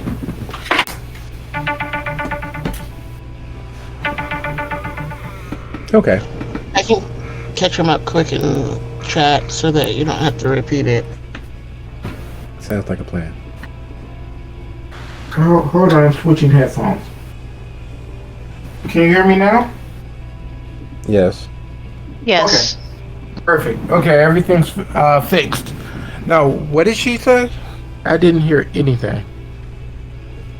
Millie's gonna hit you up in text and to communicate everything across. We're gonna shift our view to the inside of the gathering, with everyone gathered.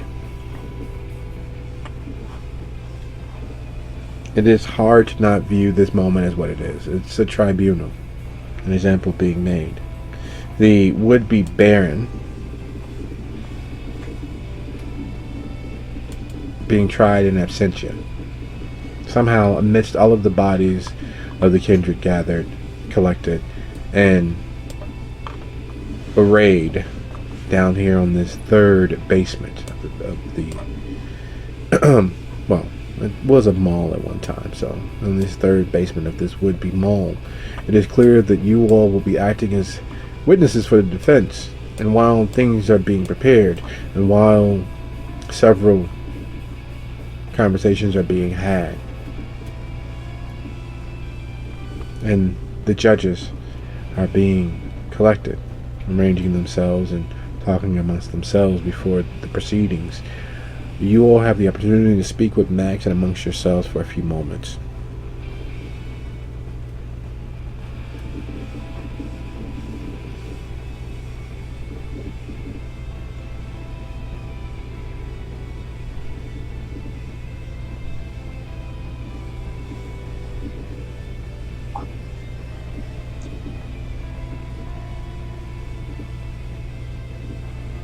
Is everyone all right?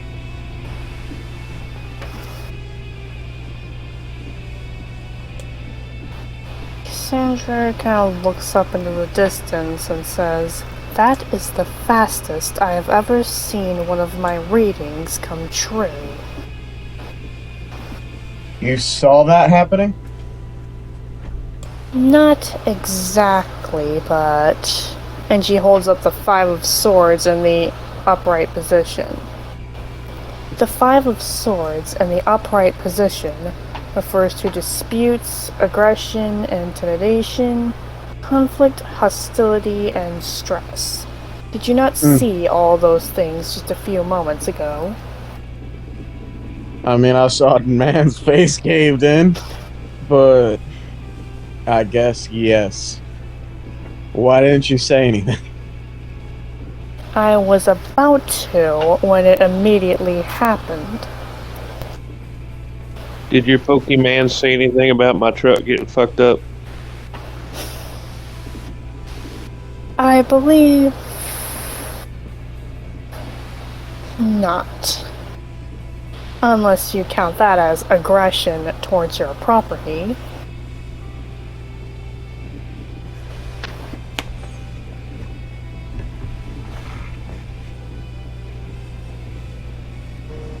Look, normally I wouldn't have come here this evening, but I had a personal stake in one specific person and had to make sure that they were okay. So now that I've done that, I want to be perfectly clear that I had no intentions of being a rioter or whatever the hell just happened here. I'm a business owner, upstanding citizen. I don't know, you kind of seem like the Taco Bell sort to me. I was there because of Theo directed me that way. I merely sought shelter from what I witnessed. I am a mere fortune teller. Nothing more, nothing less. It's alright, one of y'all could admit you was there because chalupas. Never mind. I'm not even I sure hear I their want delicacy. to understand what you're saying.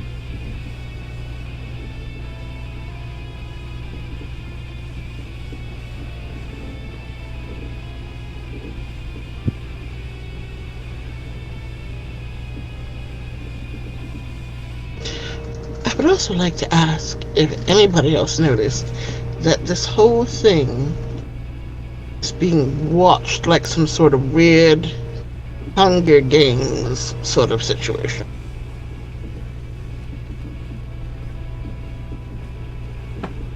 By who exactly? I mean, they came out to make an example, so of course they sold tickets.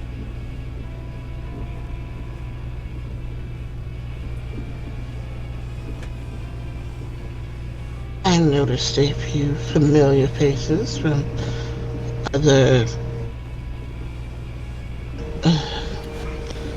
planned parties and other such familiar faces from around town.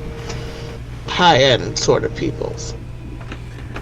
And as you say, high-end sort of people, the primogen of the Toreador. Not that that title has any standing in the present political lay of the land. There's no actual weight behind that understanding. Hence the reason why most don't actually use the title. However, socially, And with their networks of contacts, it does carry weight. She's an important person. She saunters into your circle of associates. Good evening, everyone. I'd like to introduce Max Devereaux. He's one of your number. One of the few who were here due to God knows what. And will be one of the witnesses for the state. Max, your peers. And with that, she leaves you all in the care of each other. We'll be with you shortly when the judges arrive. Make sure your statements do match. We would hate for any of you to be collateral.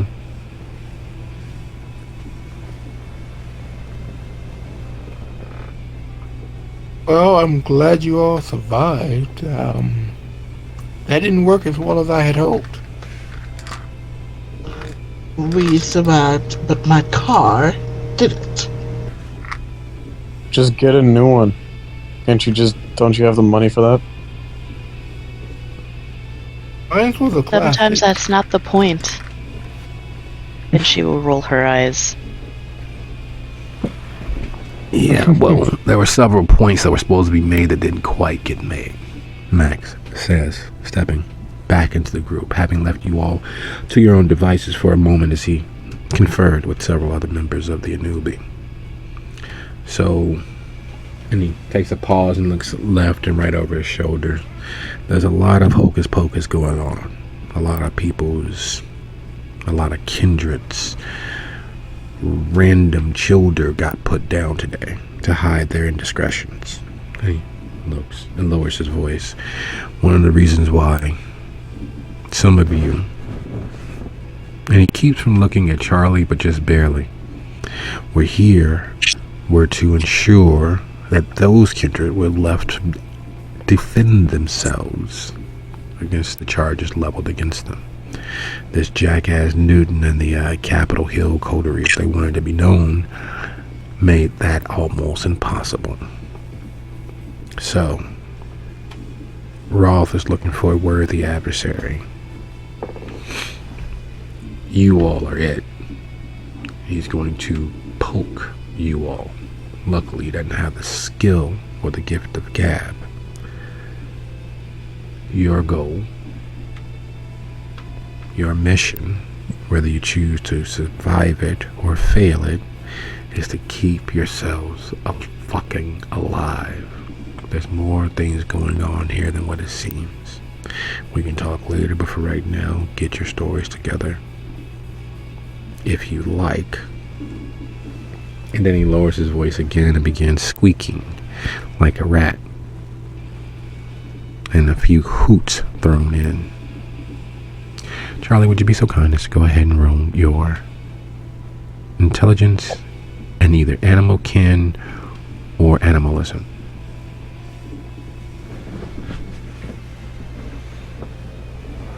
And as he finishes squeaking, and a little hiss here and a hoot there, and a caw thrown in for measure, he nods as if that says everything and walks away.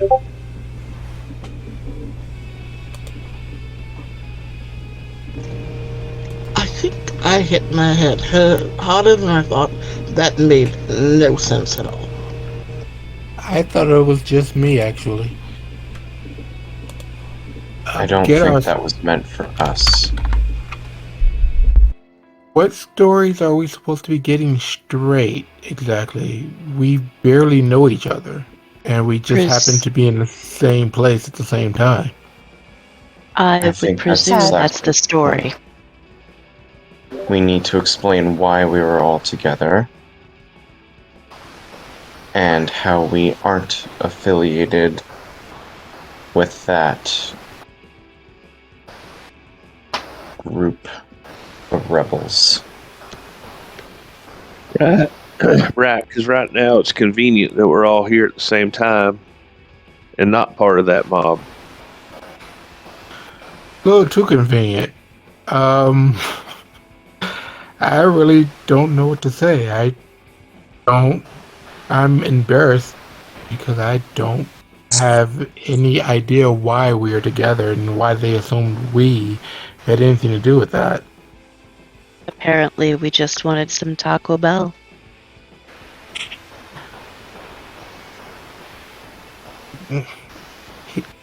Max physically kind of pales when you say that.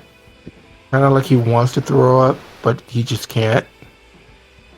Or All right, look. simply to clear our minds. All right, look, y'all. The best defense we got is to say that we are all banding together to work against these fledglings that were causing the problems. I know that's why I was brought here. I don't know why the rest of you were.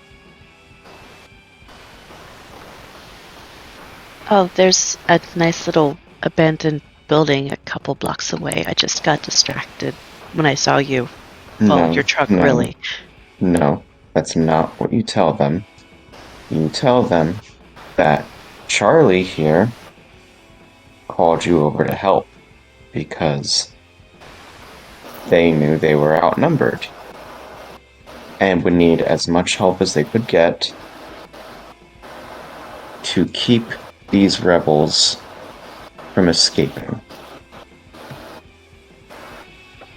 I don't know if anyone would believe me if I said that. Well, certainly you have And some strengths. They don't have to believe you specifically. They just have to believe that all of our stories match. And I saw the storm brewing and attempted to forecast.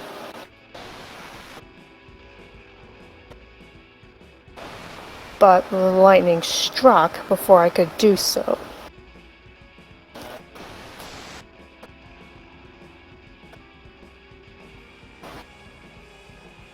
Okay, well, so who called who over, and I will just roll with it. I was called over by Theo. He sent me over there. Like I said before, my story's not going to change. And I was looking for Kai, actually, and I heard he would be here, and here we are. Huh.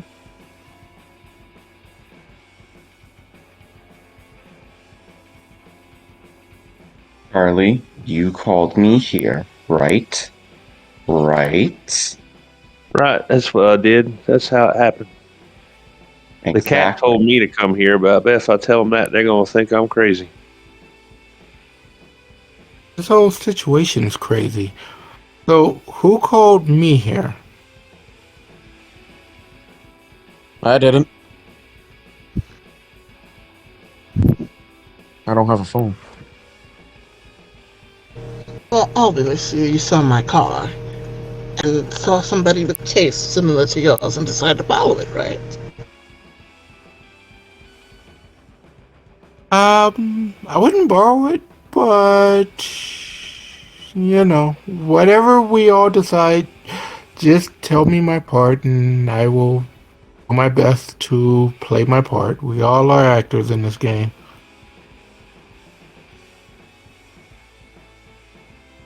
Actors?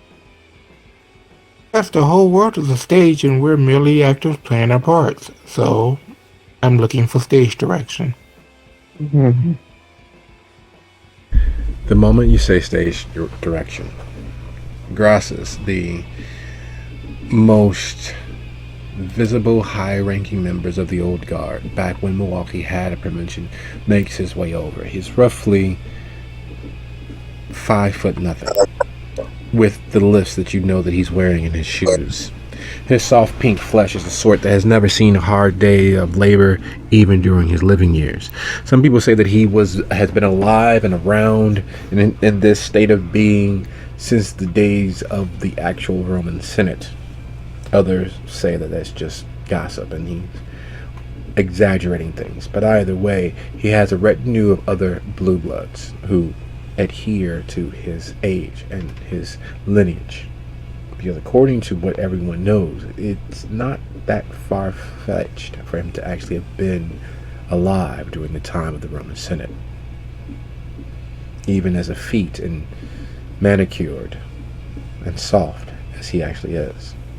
Being 5 foot nothing, every little bit of weight makes him seem pudgy. Every little bit of weight makes him seem out of shape.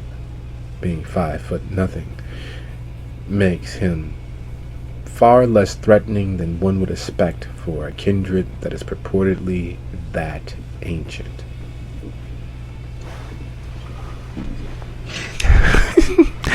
You all, as the now members of honor, I'd like to extend my appreciation for you putting on such a lovely performance. Your efforts will go down in history. I will ensure that everyone remembers you. After all, your continued existence is very much on the line. It's not often that we witness 2 rebellions in the offing.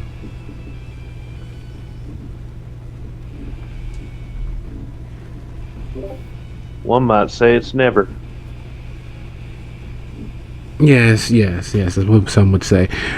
If you need assistance and need mercy, merely call my name. I'll do my best to ensure you receive a fair audience instead of what the Viking is clearly planning for you all. I would hate to be the focus of his attention.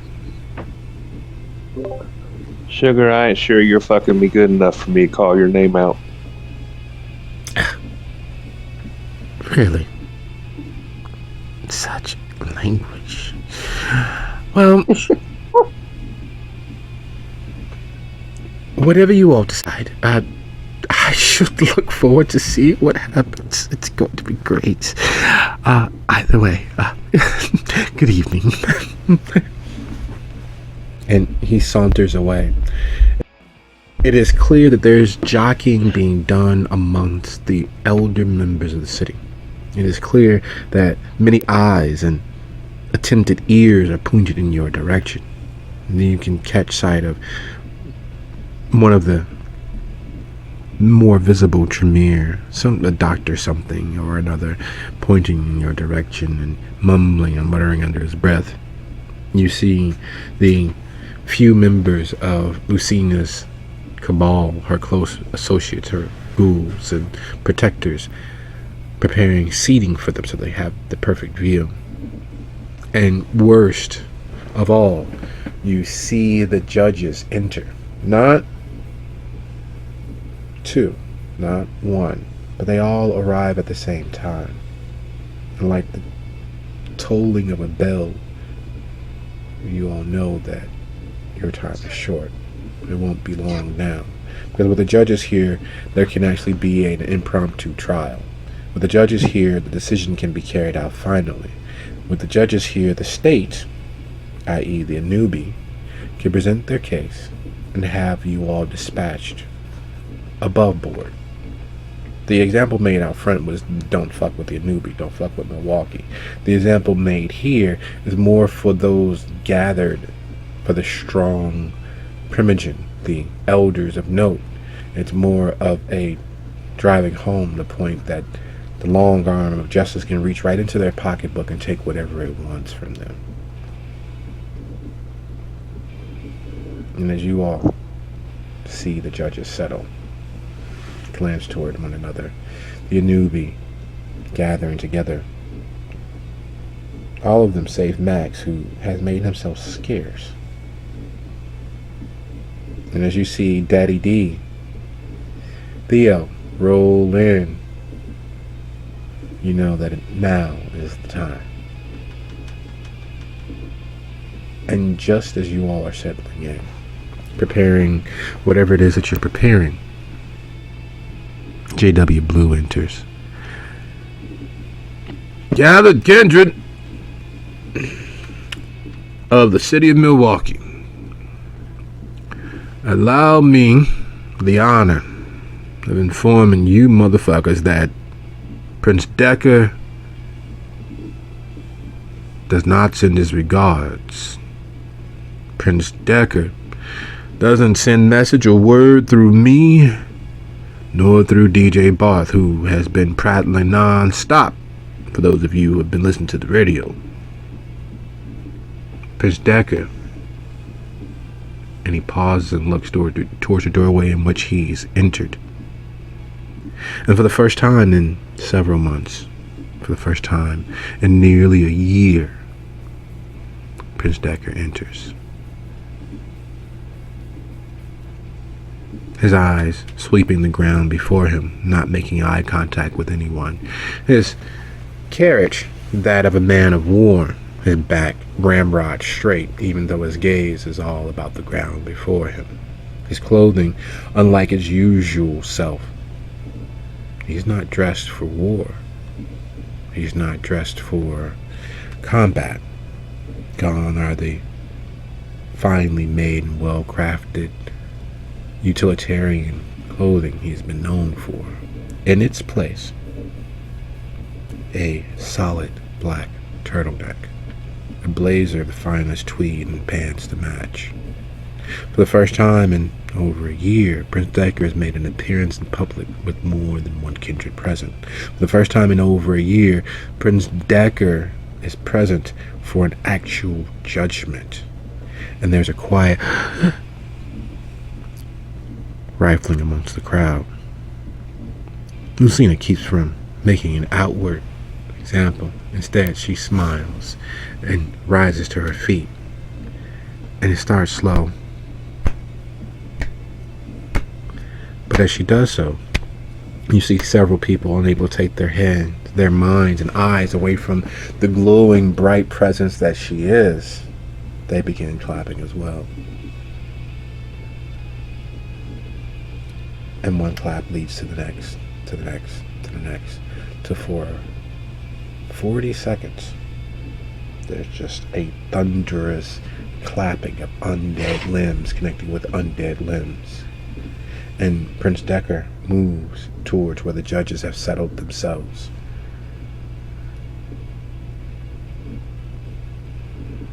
He nods to each of them, and then goes to stand behind them, resting his hands on the backs of their chairs. My Anubi, my judges, my city, the very foundations of which have grown rotten and been challenged tonight. I thank you all for your assistance. I thank you all for your loyalty. What are the charges and who shall we dispatch? Let's have the facts and get right on with this fair ending of these traitors.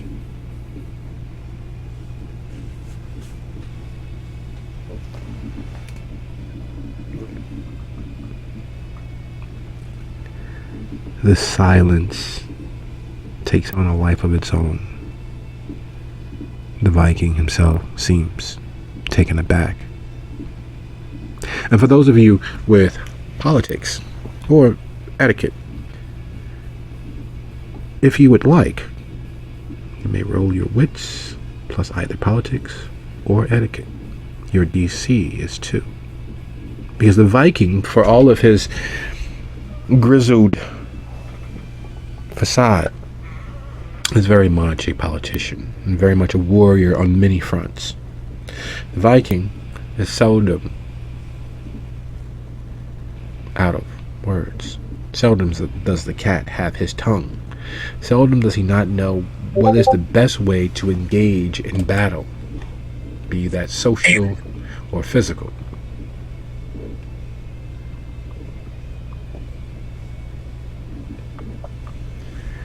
And like kindling, lit, doused in kerosene, grown and blown until it's a full-fledged bonfire. Everyone with 2 successes knows there's more afoot, just like Max had said before he left. There's more afoot, just like everyone has blown out of proportion. And it is clear right in that moment that the message being delivered, wasn't what you all expected. The message you all believed to be delivered was don't fuck with Milwaukee. The message that was clearly written on the engagement was that the city is united underneath Prince Decker. But watching that pause, watching that swallowing, watching that silence of the Viking, the lead Anubi, it is clear that the message you all were to receive was that he is the heir apparent. That much like Decker's mythologized past as chief commander of the Anubi, he would be the rightful person to seize control of the city. And Decker's arrival and revitalization, his ending of his mourning, seems to have put that message in dispute. The round of applause started by Lucina shows that Decker is still supported in all of his insanity. The quiet giggling of Grassus lets you know that there are many things afoot that you all in this moment could be a deciding factor. The Viking intended you all to be the sacrifice. The Viking intended to make an example, to prove that his leadership was all that may be needed to bring the city back to some semblance of greatness.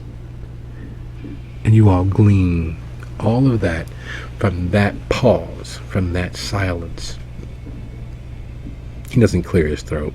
There's no other sign of nervousness. His eyes, all for Decker. And he stands, and he even rests his right hand over his heart. My prince, these kindred, in violation of your praxis, have decided to gather with this mob of other fledglings, each of them knowing the weight of their responsibilities, and we would decide their fate. One of our members, one of the Anubi, Max, speaks for them and says that all is not as it seems. However, as you see, and he motions to the fallen bodies of the other kindred that they dispatched, as he motions toward the many children lined up for death to be put out of their misery. These are the only left standing with a tongue to speak, so I would have them speak their treason before us here and now, and settle this matter so that your will might be done.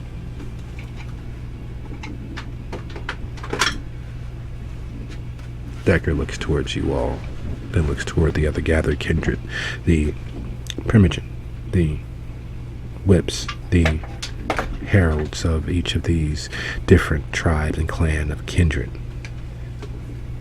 And then he waits for you all, inclining his head, giving you all a moment to speak. We speak now. All right. I came here to try to stop these people. I mean, a bunch of us dispatched some of these guys. We aren't with them.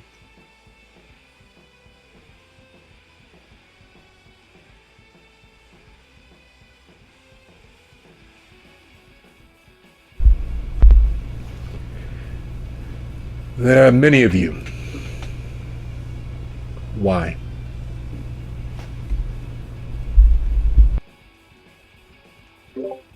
Because there were many of them. Happenstance. Theo sent me that way, so I went that way, and it seems like, and Millie was looking for me, and it just happened to have the fates against us tonight, where we all collided at this one place. Indeed, fate was against us. I saw the storm brewing and attempted to forecast, but the lightning struck before I could speak.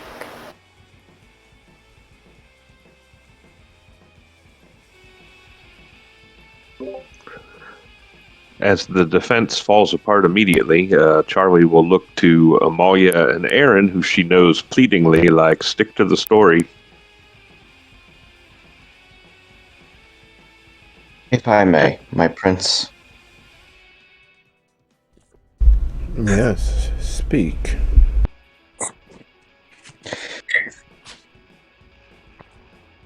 Earlier this evening, I was made aware of the treachery that Newton had begun to foster, thanks to Charlie.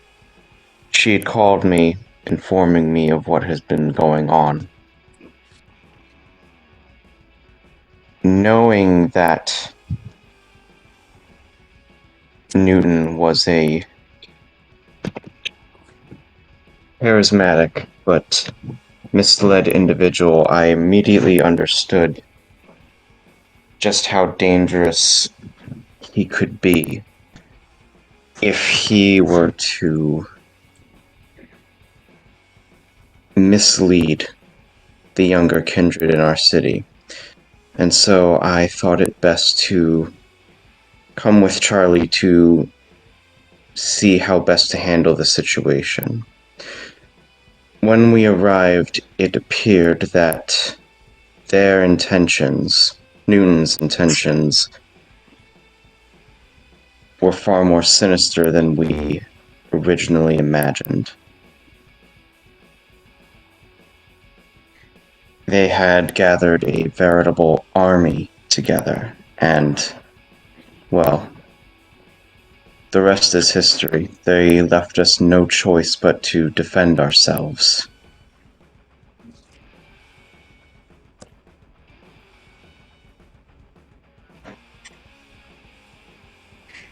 We did not gather in defiance of your decree. Indeed, we gathered to uphold the order of this city.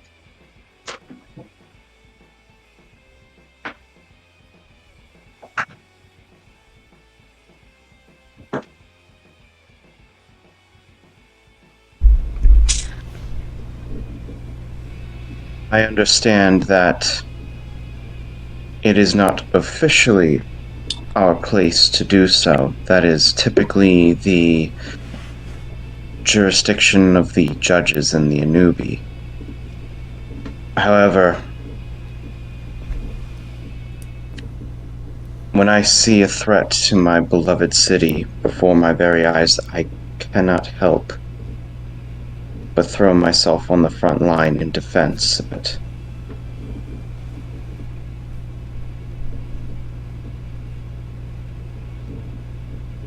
I'm sure all the kindred gathered here would say the same.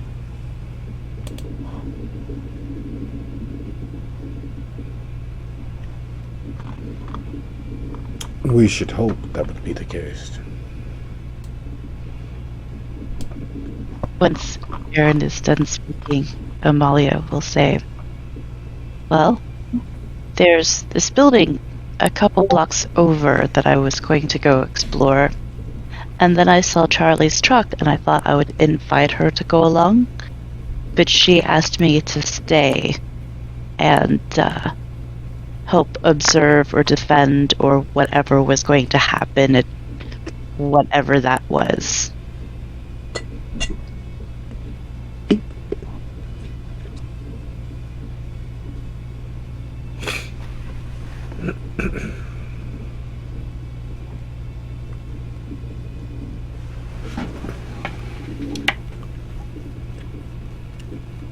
So several things are happening.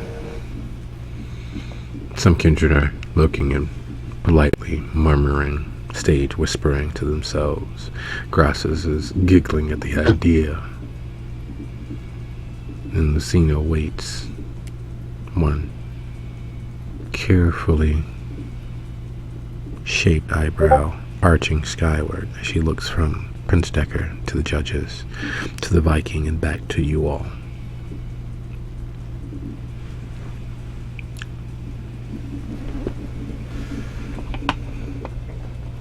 Aaron, would you be so kind as to roll your manipulation and performance? If you have any presence ability that you would like to attempt using, you may do so at this point. You get a +1 for every story, every member of the gathered kindred that actually spoke in your favor, or is attempting to speak in your favor. Okay, it's You can add one for me because I was going to. But Well, then fire away. Millie, You could add one for me because I was going to. I didn't want to interrupt anyone though. Millie clears her throat. Does he get any bonuses from my little bit of one status? That will lower the difficulty that he's racing against. Okay. 2 quick questions. Number 1, is there any way I can convince you to make it manipulation and persuasion?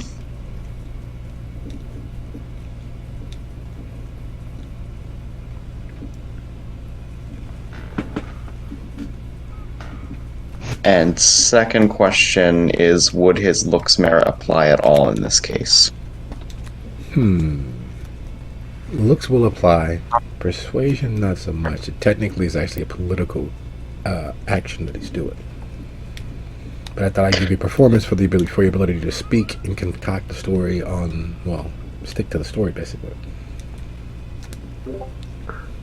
While we're throwing in here, I bought into the Anubi lore sheet, so I don't know if that's going to help at all either. Oh yes, that will definitely help. Max not being present doesn't count against you, and that will take another.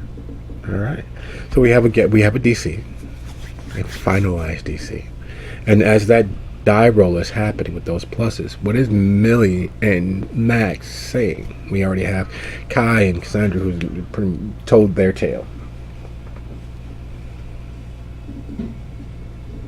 Okay. Millie clears her throat. Well, yes, I was originally looking for our young Mr. Thompson. Aaron is very much correct in his statement of when somebody sees a wrong being done in the city, that they should stand on the side of right and defend the city. Once I got here and realized what was going on, I very much had to stay and help. I was no part of traitorous behaviors, and very much wish we could have caught that young upstart himself so that he could stand here and trial himself. But know that we had no intentions of betraying the city. We were only attempting to help maintain order.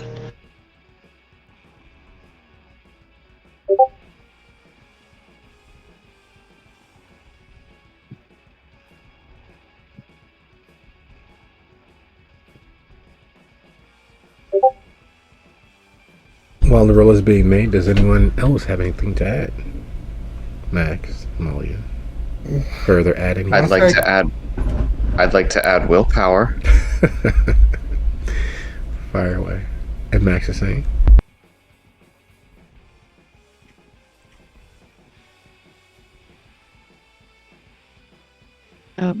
Malia's pretty much said all that she needed to.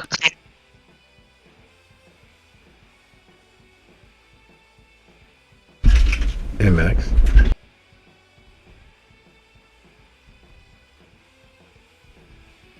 Once I got there, I walked over to the group, and that's when he waves over to the rest of the people standing there on our side. They informed me what was happening, as to that there was someone in the abandoned mall. Something was supposed to happen there, and right at that moment, that's when everything broke loose, and I wanted to throw in whatever abilities that my humble artist hands could do to help the city. But everything seemed to go out of control really quickly.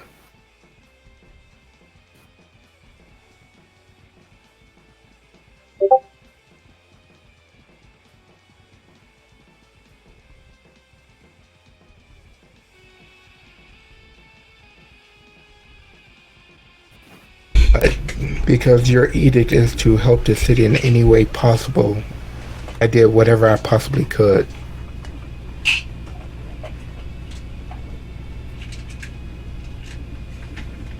Decker frowns. Well, he doesn't get ruddier because, well, he's dead. There's no blood flow. He doesn't turn apoplectic, but it is clear that this is a mess. He looks from you all to Rolf, who's standing there all but stoically placid, as if he can't be bothered to even. And Lucina, who decides to stand. Crassus is quietly giggling. And Theo is one leg crossed over the other, surprisingly calm versus the sheer amount of pressure leveled before you all. And Decker leans down and whispers in Arjun's ear. And they look at the others. And Cassandra, you've never seen your sire look as if the die has been cast, as if there's a lot that needs to be read and she's afraid to do so. But that is as close to this truth of the matter that you can see. And Miss Decker stands, leveling his gaze back towards you all. Lucina clears her throat. My prince, if I might. Our former prince leaped to decisions. He leaped to tragedy upon the ending of his spouse's existence. He leaped to the most illogical decisions, placing us all in jeopardy.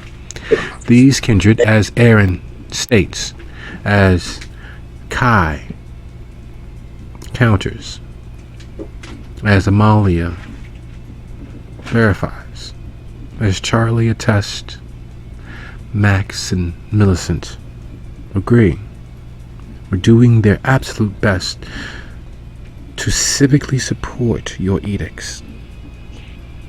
And as they've stated clearly and directly, only carrying out what they felt was best in the protection of our city as a whole. These others I can't speak for, nor would I try. But their words have moved me. Their banding together to help the city has moved me. I can't offer anything, save I believe their intentions were. She looks to Aaron. She brings her hands together, clasping them before her, raising them to their equal to her solar plexus, and she cans her head and looks over the rest of the gathered kindred. I believe that even if my assumption as to what they might have been attempting might be wrong, might be false, that a test here to prove that self-same loyalty would verify the truth of their words. As she sits down, brought to almost tears with the show of loyalty and fealty to the city. Her face a picture of just shocked amazement how much was being risked.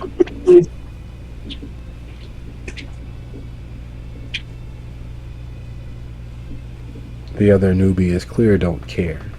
Whatever it was the Viking was after. The other newbie is clear are, well, seeking blood, seeking vitae, because that would be the outcome. Normally. And Decker does the unthinkable. He moves from behind the judges. He doesn't act as one of them. He steps forward into the near physical presence of the gathered kindred. It seems as if you all have patrons. It seems as if you all value the city. But words and half measures don't mean nearly as much as they once did. You all were here defending the city. You all were here defending my praxis. And then he motions to the fallen, he motions to the kindred, bowed and kneeling, unlike you all. Dispatch them. End them. In the doing, you will prove the truth of your words.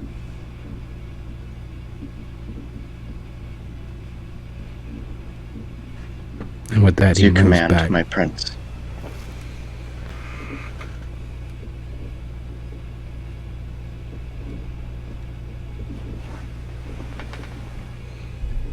Aaron will motion for Raiden to bring him the sword.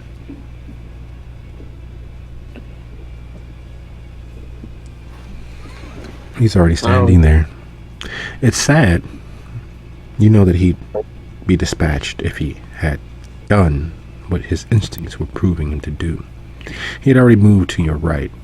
He'd already had moved so that he was at 45 degrees from where you were standing, so they could intersperse himself and perhaps attempt to decapitate the prince should an action be taken against you. So as you motion for the sword, he already has it drawn. Hilt first, him being handed to you.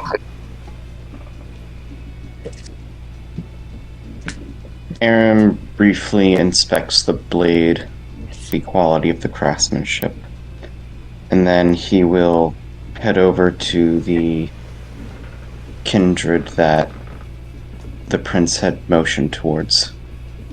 Oh, it's not just one.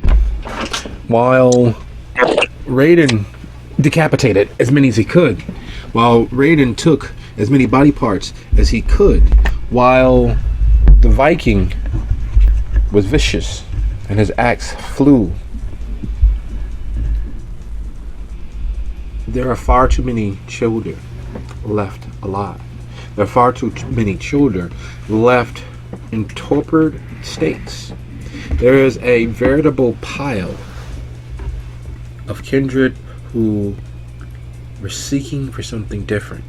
Were hoping to be granted agency over their existence. There were a pile of kindred who had band together to support the Baron of Capitol Hill. They'd come to find freedom.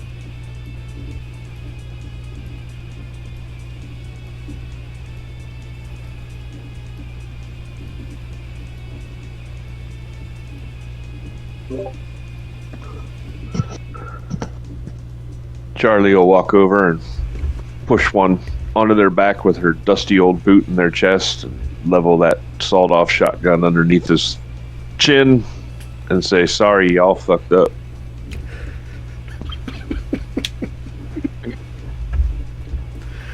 Okay. Max looks for any weapon that he could possibly use and just begins to kill. Can I just rip one of their heads off? That sounds fun. Wait. Get off his jacket first. Oh, wait a minute. I just realized something. I don't rip off one of their heads.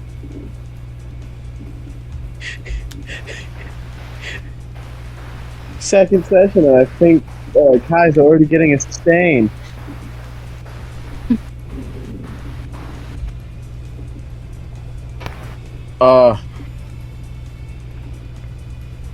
My prince, if I may interject, one of my beliefs is to never just execute a prisoner. May we give one of them a fighting chance against me?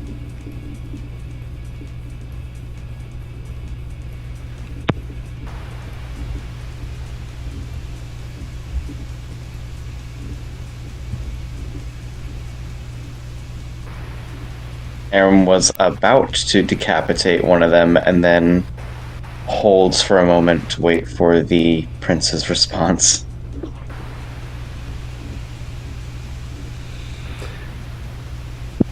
That trial by combat request, because that's what it is. might Yes. makes right. That trial by combat, that request that demands an altering of the prince's edict sits there in the air, hanging between where you are and where you want to be, which is anywhere but here in this moment. Okay. Starts to walk over to one of the prisoners that doesn't have a person on him already and grits his teeth and just inserts hand in the chest.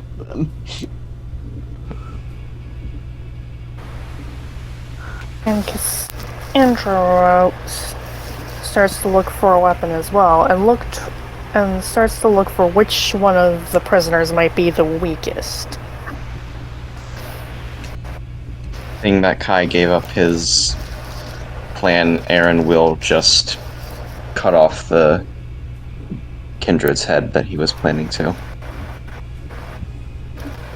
Amalia will pull out her little pocket knife and look at it and look at the waves of kindred in front of her and look back at the pocket knife like, well, it's going to be a long night.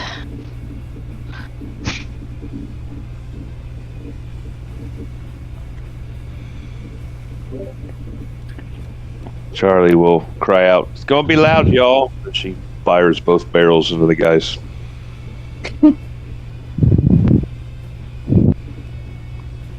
The silence of the prince is mirrored in the giggling rise of excitement as Grass says, "This is delightful. This is the way that it should be. Anyone who stands against the prince's will deserves what they get."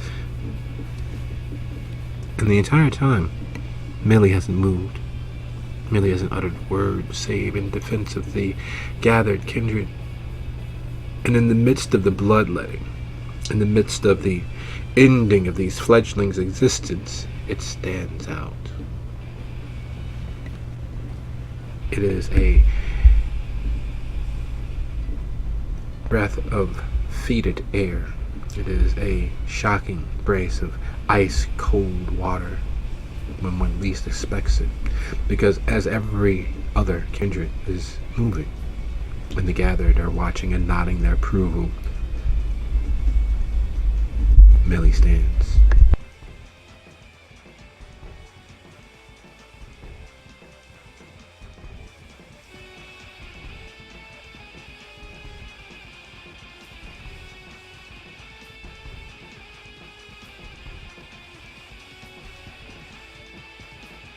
Her mind is racing because this is not something she's used to.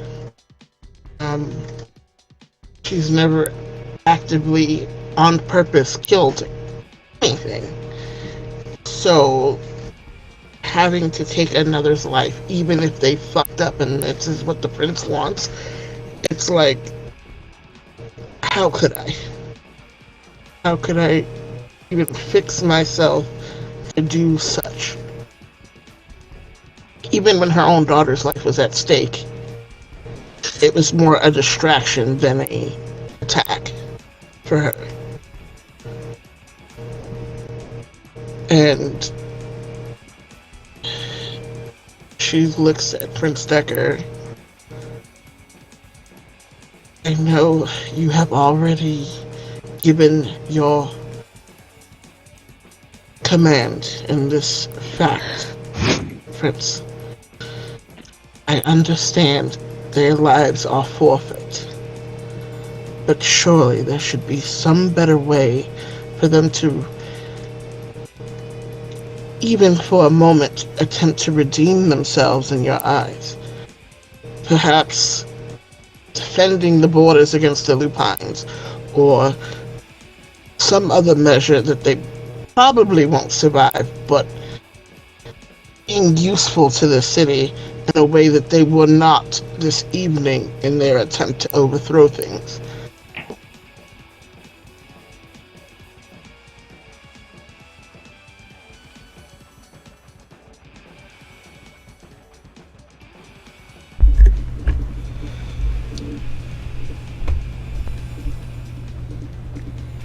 He lowers his head, gritting his teeth.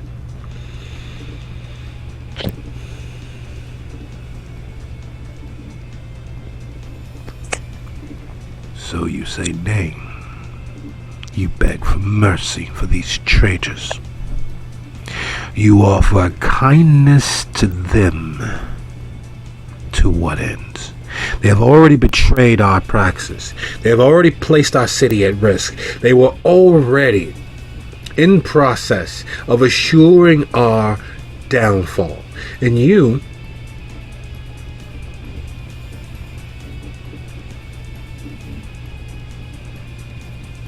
and he stops himself.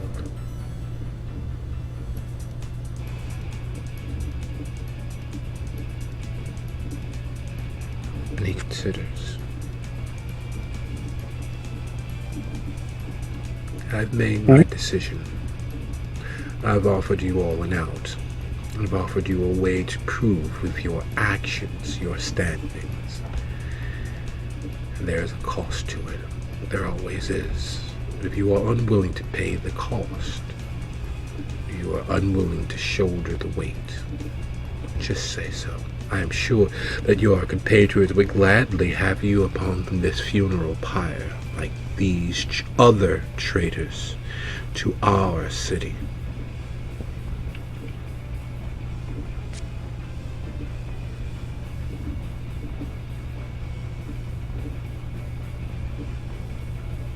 Kai would know that Millie hasn't really killed anyone before, yes? He'd be very aware of this fact, yes. Mm-hmm.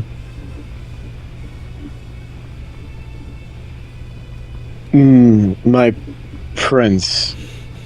He just drops the heart of the kindred he just killed. If I may, I've known that one her entire unlife.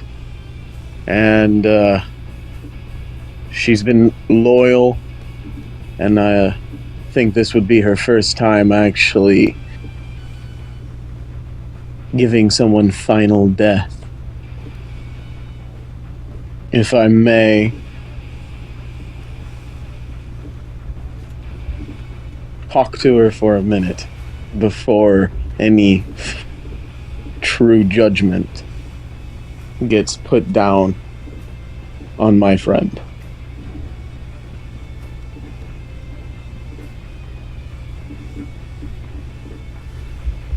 Ours is immortal. A few seconds won't change that for most of us.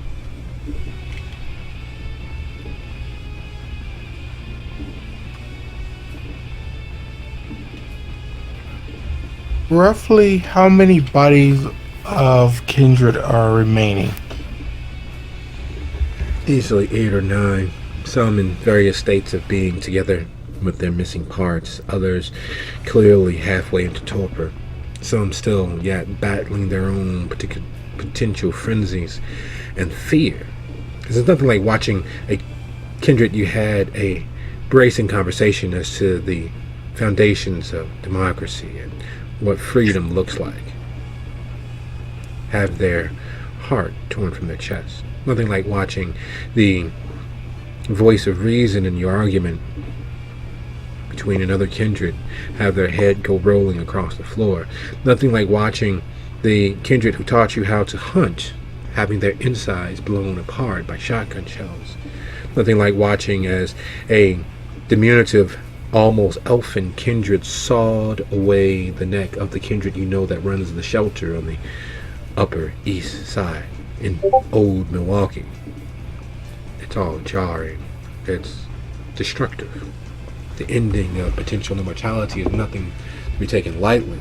And it is clear that fear, it is clear that it weighs on them all.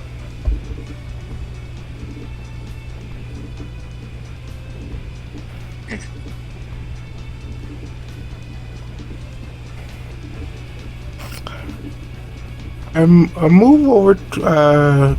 Max moves over towards Aaron, and very quietly, in a way that he hopes like hell that only and Max can hear. You stall long enough for me to try to quickly kill as many of these people as I can.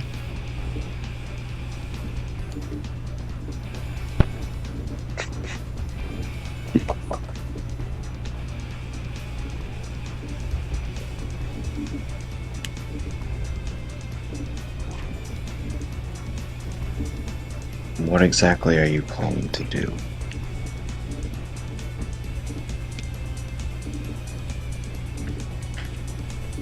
If we kill all the bodies, then she won't have to. Process of elimination.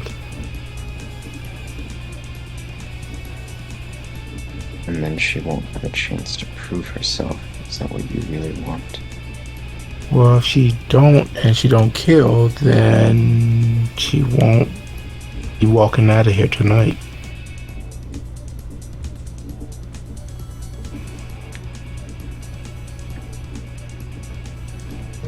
I guess Millie's just waiting to see what Kai is going to say, because right now she doesn't know what he's possibly going to say that's going to make her want to go through with this. Uh-oh. Aaron just replies, I'll see what I can do. Max tries to, as expertly as he possibly can, as clunky as he is in the martial arts, try to dispatch his 8 of the 9 as quickly as possible.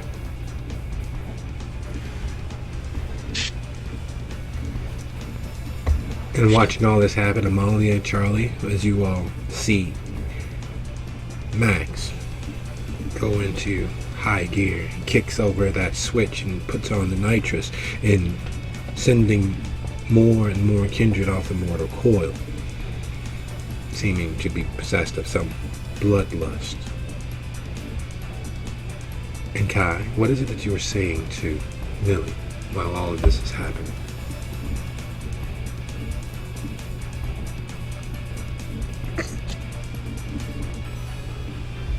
Okay, so he'll walk over to Millie. Well, he'll grab like a weapon thing and walk over to Millie. Kneel down, cause Millie is how tall?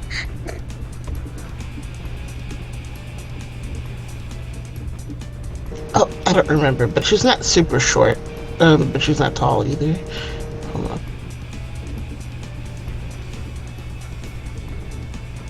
5'3". Oh, and Kai's not super tall. Never mind.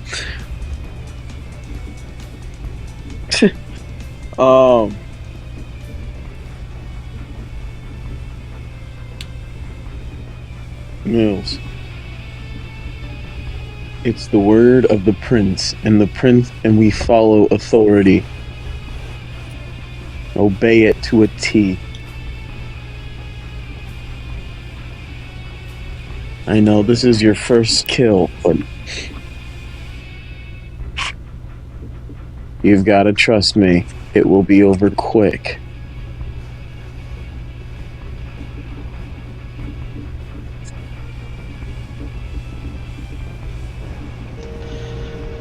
You would have me end the life of children that were misled to save my own. Fine. Let's get it over with. And she takes the weapon that he hands her, not even looking at it, and walks over to one of the bodies that's already topered and attempts to remove the heart.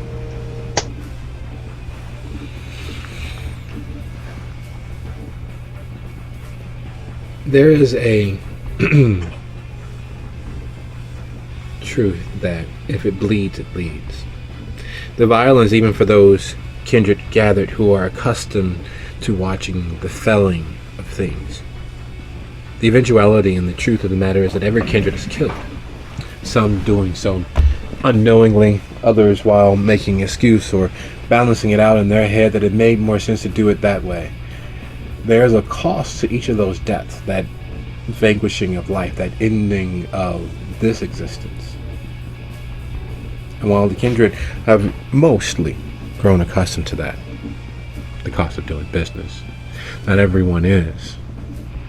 And the shock and the amazement of floating through the crowd of gathered onlookers, and the true proof that this particular group of kindred are in for a penny, in for a pound, and there's loyal supporters of the city, drives home the tyranny of freedom, the cost of peace. This moment will be etched into their memories, because it's been a very long time since many of these kindred have had to sully themselves with such a wanton amount of blood and the ending of kindred existences. Doesn't happen every day. Doesn't happen every week. It's not something that most kindred will ever see. There's many others of the blood being put into their final resting places to die for the second and final time. And while a human soul or a human death has the equivalent spiritual energy of a nuclear bomb going off, these deaths have one of a societal level. Each of those bits of immortality cut short. Each of those bits of immortality gone. Some of the gathered watching wide-eyed and excitedly. Others paling and blanching at the idea that there but for the grace of Decker go they. And while the Viking's mission and message he was trying to send misses its mark, there is a growing disaffection by some of those gathered. You can tell that this moment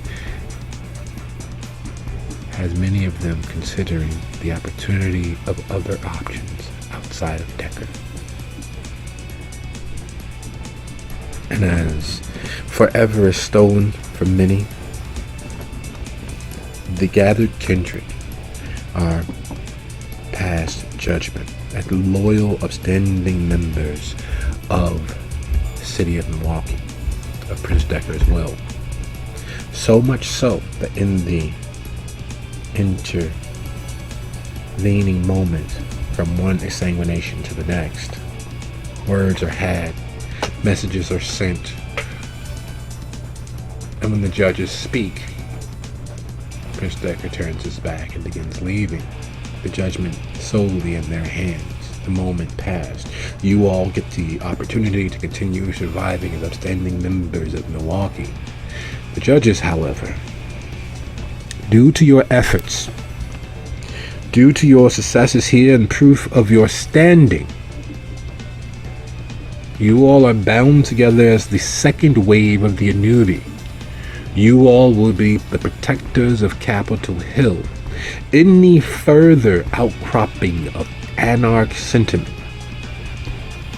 thin blood sullying of the land, or any threats to our domestic tranquility will be handled by you all. Thank you for your service. And instead of Lucina standing and clapping, instead of the Toreador leading the way, Grassus is giggling, rises. I knew they had it in them. They didn't need my help, even though, of course, they did quite ask. I was going to speak up for them, but they did so admirably. And there's a slight groan echoing as Theo shakes his head, sucks his teeth, and makes his way out. And as the gathered kindred begin hobnobbing, those who bartered and traded bits and portions of themselves collect their favors by having a sip or a sup of the vitae cooling on the ground, by reaching into those open chest cavities and ruined necks and missing skulls and taking a finger and sampling what little vitae they can before the bodies completely turn to dust or desiccated skeletons. If there was a DJ currently playing a few strobe lights, one would not know that this is, instead of being a charnel house of death, would think that it was a party.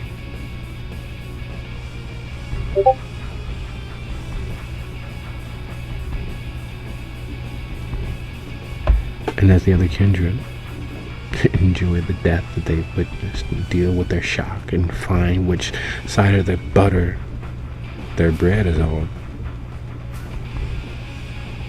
I leave you all with the idea, with the understanding that whatever you all decide, it's the coteries' choice now.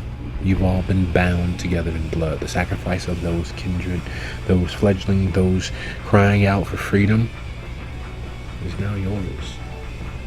The realities of what freedom costs is now yours. And as all the eyes and all the ears and all the snooping and gossip begins, the legend of this particular coterie starts. Good night, everybody. See you guys next time. Good night. Good night, everyone. Good night, everyone. Konbanwa.